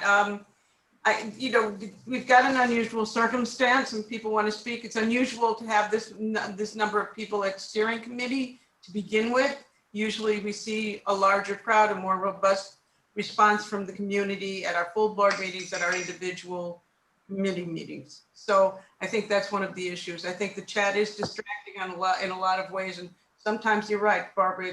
And everybody, it can be downright offensive and very dismaying and bullying. But I think it's important for people to have a voice, period. I mean, and by the way, just an FYI, everybody, we are appointed, we're not elected. It's a whole different animal, but, and we are committee, and we all have to live in the community. So that's how it works, or else have businesses here. Yep. Thanks, Courtney. Thank you. Courtney, and then I'm going to wrap this up. Courtney, you need to do what Linda did. Hang on. There we go. Got it. No, I just second a lot of that. I think a lot of what happens in the chat is great. I think a lot of what happens in the chat is not so great, but it's okay. We can have thick skins and let people have their say, other than same as with the regular meetings. I do think that there are sometimes paid employees, as have been cited. Other than those specific examples, I think it's fine, and we can have thick skins and continue our conversation in the video portion of the Zoom. Okay, thanks. So here's where I am in this. I'm thankful for these comments, and I will take them back. One of the things I'm going to find out is, from a technology standpoint, whether we can have any kind of limit on the chat vis-a-vis a local resident versus not a local resident, for example, or who's an employee of whom, or something like that. I'm not hopeful that that's going to be. No, that doesn't exist, Mark. Yeah, and I'm also not certain that disabling the chat is something I'm allowed to do. So I'm going to take advice. I'm going to take advice on that from the Borough President's General Counsel. So for November full board, I will take the first recommendation, which is a hearty statement at the beginning of the meeting, asking folks to be respectful and to, there was we were Zoom bombed at BCI. Was it a BCI? Yep. Yeah, we were Zoom bombed at BCI, and I had no trouble dismissing those two members from that meeting. But anything short of racist remarks, of course, is the beginning of the slippery slope. So for the next meeting, I'm going to invite us, and the other proposal that I heard was having somebody pay particular attention to the chat. I'm going to actually see if we can get somebody other than one of our board members who should be paying attention to the discussion in the meeting to do that. Maybe one of the office staff can help us, I'm not sure. But let's gather some more information about this and see how effective we are at November full board. I promised that I would take some comments from the public, and so I'm switching to attendees. I really need to keep given the hour, but you guys have hung in there for quite a while. So I'm going to call on folks. I do need to ask you each to limit yourself to 2 minutes. And I'll take about 20 minutes of public comment if there are that many people who want to speak. And I'm going to go in the order in which the hands appear. So Jenna Witten, followed by Erica Gerson. Please unmute. Do you need me to unmute you? I don't know how this works. I think I got it. Okay, go ahead, Jenna. Hi, thank you very much. I just wanted to bring up the point that Mark and Courtney discussed earlier about repurposing one of our homeless shelters instead of adding a new shelter for the safe haven. As someone in the community, I think that we do have a lot of shelters. I think a safe haven would obviously be great to get the people off our streets. I do think it would be important to repurpose one of the shelters we already have. And I know that that was not voted on. And I think that if possible, we should revisit that and vote on making that specific, because as we've seen, DHS is not transparent. And I think transparency is very important, and words can be taken out of context, and we should be as specific as possible to try and get our point across. Thank you, Jenna. I'm going to call on Erica Gerson, followed by Megan Martin. Hang on 1 second. Can all the people who want to speak please raise your hands right now? And please lay off the chat. I was asked, I'm going to do something now that I've never done before, which is the next two speakers I will promote to panelists. Jenna, I just thought of it, so I apologize I didn't offer that to you. But I was asked why I allowed that to happen with one person at the last full board meeting. I'm glad to talk to anybody who wants to about that, but I thought is that person here? Erica, you're now on the meeting. I actually can't see you, but why don't you start and maybe I will. There are 4 or 5 Erica Gersons at this time. First of all, I want to apologize. I didn't realize by sharing my link that people would show up as me. So many of the comments were not actually from me. I was begging people to clarify them. I apologize for that. It won't happen again. And thank you, Mark, for finally giving me the time. I do wish it had been before the votes. It feels a little silly to speak after the votes. I'm not entirely clear on how the rest of this process goes, but I think you should all see that it's a positive that we really want to be involved in this community. We think that you guys have power as a community board, and we just want to be a part of that and make sure that that our voices are heard. The two things in particular that I'm concerned about that I hope you'll address as you move this process forward.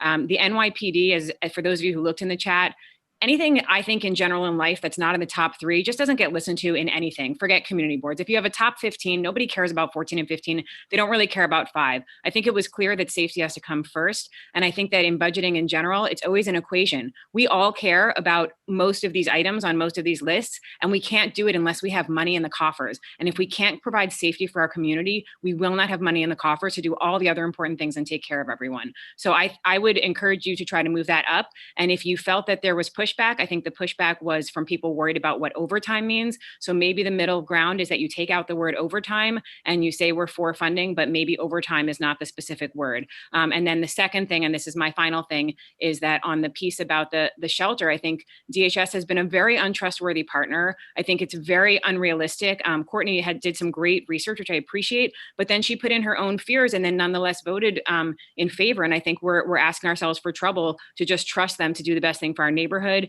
It doesn't make sense to me that people can just plop down in our neighborhood and then get prioritized, even if it did work that way, which I don't believe. I think this is a citywide problem. I think those beds are important. They should go somewhere else, and fair share matters. I've seen 6 cop cars at the Lucerne at one moment. We simply don't have the resources to be more than number 9 out of 50 something. We should say that it should go somewhere in New York City, absolutely. And if our community board insists on putting it on our list, then it should say that those beds need to be replacements and not in addition. That's it. Thank you so much. Thank you. Let me just address one quick thing, and I promise I won't make this a dialogue, is that while you might be right in most circumstances, but priority number 3 or priority number 15 doesn't get paid attention to, what the Office of Management and Budget does with our budget priorities is they break them up by agency. So there'll be, so the NYPD one will go to the NYPD, and it may be budget priority 5 for Community Board 7, but it's the only budget priority to the NYPD that they will get. And then the Department of Homeless Services apparently will get a few from us, and they'll be ranked in the order in which, and then I'm sorry, I'm blanking. HPD will get the ones addressed to them. So in a funny way, a budget priority number 15 to the Department of Parks may be only the 3rd thing that we prioritize in parks. And so it will have a bit more impact than what I would otherwise agree that you mentioned. So I thought that was worth sharing. And so now I'm going to promote Megan Martin to speak. And I thought I promoted you, but I can't see you. Maybe if you start talking. Okay, sorry. Thanks. There you are. Oh, there I am. Okay. Hi, Mark. Thank you. Yeah, so I just want to echo what Erica is saying. And so first of all, I just want to talk a little about transparency. And I think that a lot of people, the frustration on the chat is about exactly how the priorities on the steering committee are being prioritized. And when people are expressing their frustration, it's because when we are saying that the NYPD should be prioritized, it's because of real facts and what we are seeing on the ground, and that is not being echoed in this meeting.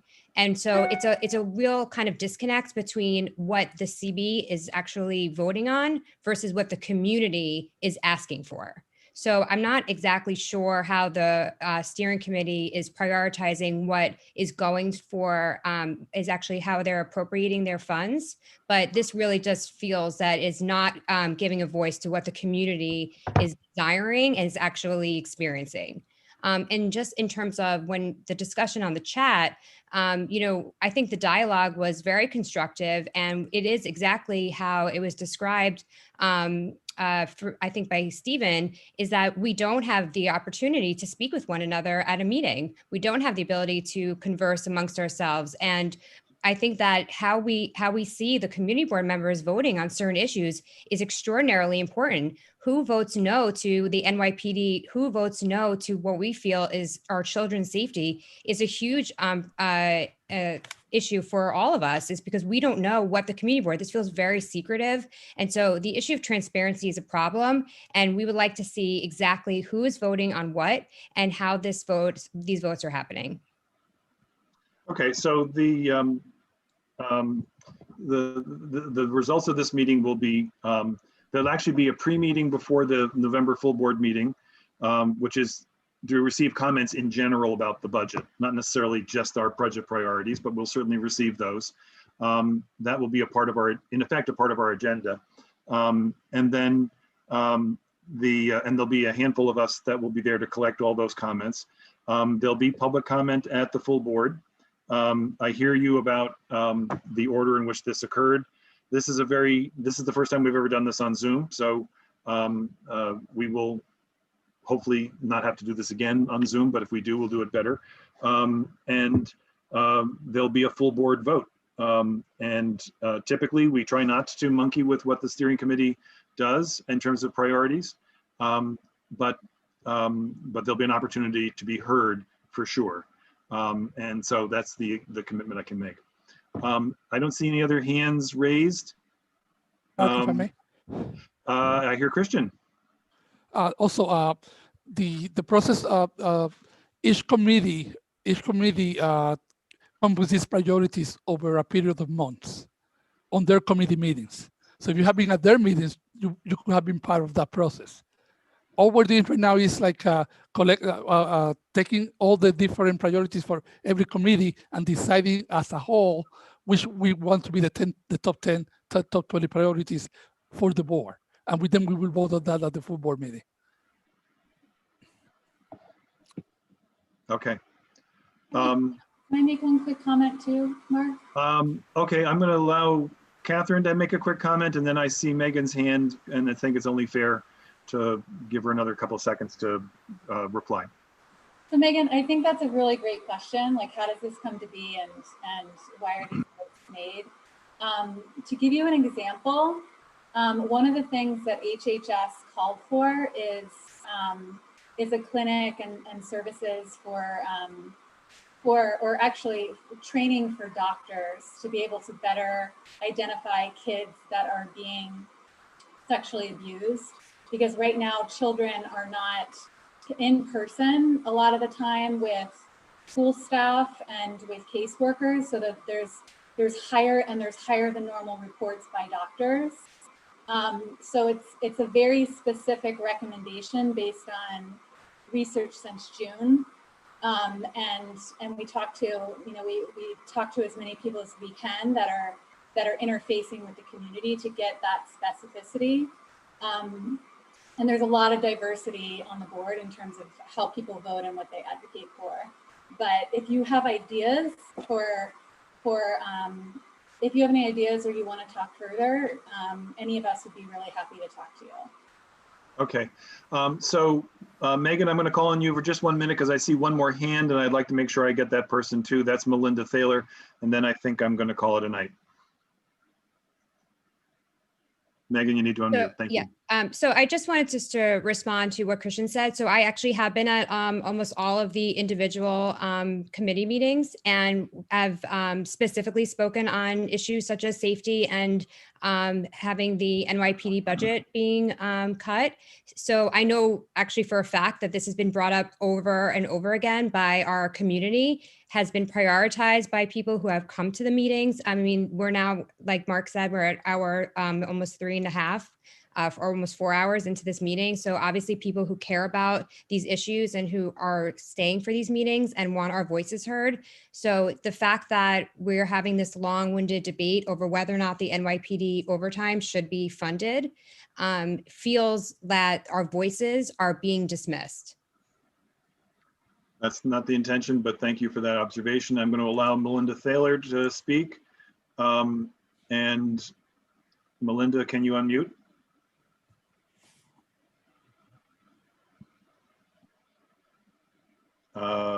Not sure what's going wrong here. Can you hear me? There you go. Okay. I have two unrelated comments, but in the interest of getting me on and off, I'll just say them one after the other, and then if you want to respond, you can. One, I had communications, Chairman Diller is aware, there was some inaccurate information about the presence of a paroled sex offender subject to residency restrictions. And for not the first or second, but many times we've been told that the sex offender registry is inaccurate. And that seems to be that is an ongoing problem. I spoke with the parole officer of the individual whose information was inaccurate in the registry this past week. And the parole officer confirmed to me that yes, this is a continuing ongoing problem, that the sex offender registry is just notoriously inaccurate. So I just want to raise that as a significant concern of the community and something that merits the board's prompt and immediate attention. So that's my first one. And the second one is I would like to know, the voting, I know that there are minutes posted afterward, but for those of us in the community, it's a little bit unclear what voting is going on, which raises the question, how can we find out what financial or other personal interests people have? Like if someone, is a lobbyist for a particular company and is voting in favor of a decision that will materially enhance that person, how can we get some transparency into the, personal and professional interests that people are voting on? So you were kind enough to write a note about that, and with respect to one individual, both that individual and I have conferred with the Conflict of Interest Board, which is our resource as we're volunteers, all of us. I hope that's clear, that the community board members are appointed, but we're volunteers. But there is a conflict of interest standard that applies to all of us. And there are consequences if we are not. I am satisfied from a legal perspective. So the Conflict of Interest Board has a person called the Attorney of the Day. And the Attorney of the Day receives questions and directs the chair of the board to statutory or rulemaking authority. And the individual can actually get a written opinion as to whether or not there is a conflict on a particular circumstance. And I've availed myself of that any number of times during my course of working on the board. And one time they said, no, don't do that. And I didn't go do that. And then another time they said, sure, no problem, and so forth. So it is a self-reporting system. And I'm pleased to report that what I thought was the case was confirmed to be the case by the legal authorities, that there was no conflict of interest in the matter that you brought to my attention. More generally, Article 68 of the city charter and code says that we have to refrain from voting on things in which we have a pecuniary interest, or someone very close to us has a pecuniary interest. Our bylaws kind of expand upon that a little bit, but that's the protection that you get. And I hope that that is a responsive answer to your question. Yes, thank you. And then Shelley, mindful that that may be the last hand, and so I am going to be eagerly looking for a motion to adjourn, but go ahead. Shelley, you do need to unmute, I'm sorry. If it's important to know that if a board member does have a conflict of interest or thinks they do, they need to declare that before speaking. And if they have a conflict of interest, they cannot vote on, they have to vote ineligible, and their vote does not count. So it's a process that is public in terms of that, and it can be challenged if someone has other knowledge, and it has been in the past. So I think it's a workable system, and there's a certain amount of transparency that I think is adequate for the process. Okay. And motion to adjourn.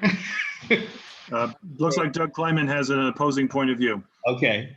No opposing point of view. I just want to say very briefly that as an executive member of this board, I have heard, and I do read the chat, as it can be very distracting. And like Courtney said, some things are great and some things are disturbing, etc. I just want you to know that I'm personally committed, along with our fellow board members, to listen to the community even more. This technology is imperfect, and we're dealing with this. It's very difficult, but I think there are going to be some ways that we can come together creatively to solicit and listen to even, what the community is saying. And we have been, believe it or not, but I think we'll prove that to you. That's all I wanted to say. Thanks, Doug. That sounds like a really good way to end this meeting. Unless someone has, cold cuts or. Motion to adjourn. Second. Very good. Without objection, we are adjourned. I thank everyone for their patience and their contributions. I'm sorry to do this, but do we want to vote? I thought you wanted to do a resolution on the technology, or is that in the future? That's all. You're absolutely right. So don't go nowhere. Sorry, I don't know. So can we do this quickly? I was just going to bring it to full board anyway. See everyone All right, wanting. so I got it. So the resolution is to support immediate funding for devices, for COVID testing, for senior centers, and oh my God, I got testing twice. And then I wasn't sure whether we wanted to also add NYPD overtime into that. I think that is, no, that was not part of the list, because that got voted. All right. Well, so somebody make those are the topics that I wrote down. Hey, Mark, I'm not sure if it, but I did actually suggest that it might want to get added to this list. And I don't know who that is. This is Courtney. Hi, Courtney. Where are you? I can't see you. Okay. Hi. I'll be proactive in the vein of moving. I would stick to the three that I think we have universal appeal for the three, and due to the timing and issues, I would just be suggestive of let's choose the three that everyone seems to be strong about. And if we want to pick up that topic in a future conversation, let's do so. But that would be my proactive advice. Yeah, we could always in November's steering or in another meeting, revisit the NYPD overtime as a separate standalone matter. Although tonight's experience tells me a lot about where that might go. Okay, so devices, COVID testing, and senior centers for immediate funding. I don't think we need a lot of discussion on this, do we? No, voting. Let's vote. All right, so all those steering members, I gotta do this again. Okay, steering members in favor. Okay. Courtney, you're not a steering member. Oh, sorry.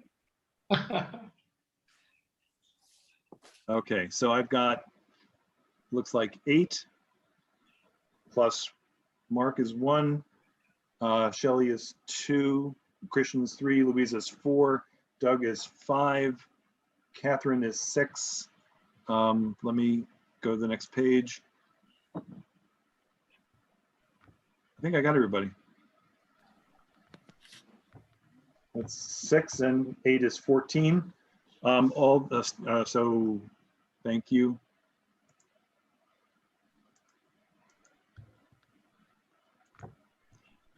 Ready for that. I'm sorry. Can you guys lower your hands? It's not working. I got it. Okay. Okay. Now, steering members opposed to that list, that resolution. And I don't see anybody abstaining. Okay. Continuing with our program for tonight. The task force chairs in favor.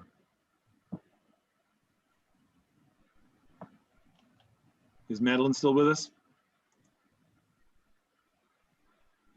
Okay, so I've got 2. Hands down, task force members, rather chairs opposed. I don't think there is anybody else. Okay, and then anybody abstaining? No. And then non-committee board members who haven't otherwise voted. So I've got 3 plus, let me see, Barbara, Robert. I don't see any other hands. You were supposed to vote before. Who? Linda. I got knocked off. I lost my internet connection, so I just got back on. All right, so you're voting yes? Okay, Yes. that's 3. Non-committee Robert. board members, I'm sorry, that's 3 plus 2 is 5 is what that is. And then, okay, and then non-committee board members opposed? Madge, you're opposed? No. Yes. I'm sorry, Madge, I see you voting for twice. Nice. I voted in favor. You voted in favor, okay. Okay. Ken, are you voting opposed? No. Ken is voting opposed, okay. No. Oh, okay. All right, so I've got 15 to 0 to 0 to 0, or 17 to 0 to 0 to 0, or 22 to 0 to 0 to 0. So it passes no matter how it carries. I will work with you to write it up. I'm sure we'll have unanimous on the vote to adjourn. I hope so. Without Roll call. objection, by consensus. Thank you, everybody. Have a good night. Good night. Night.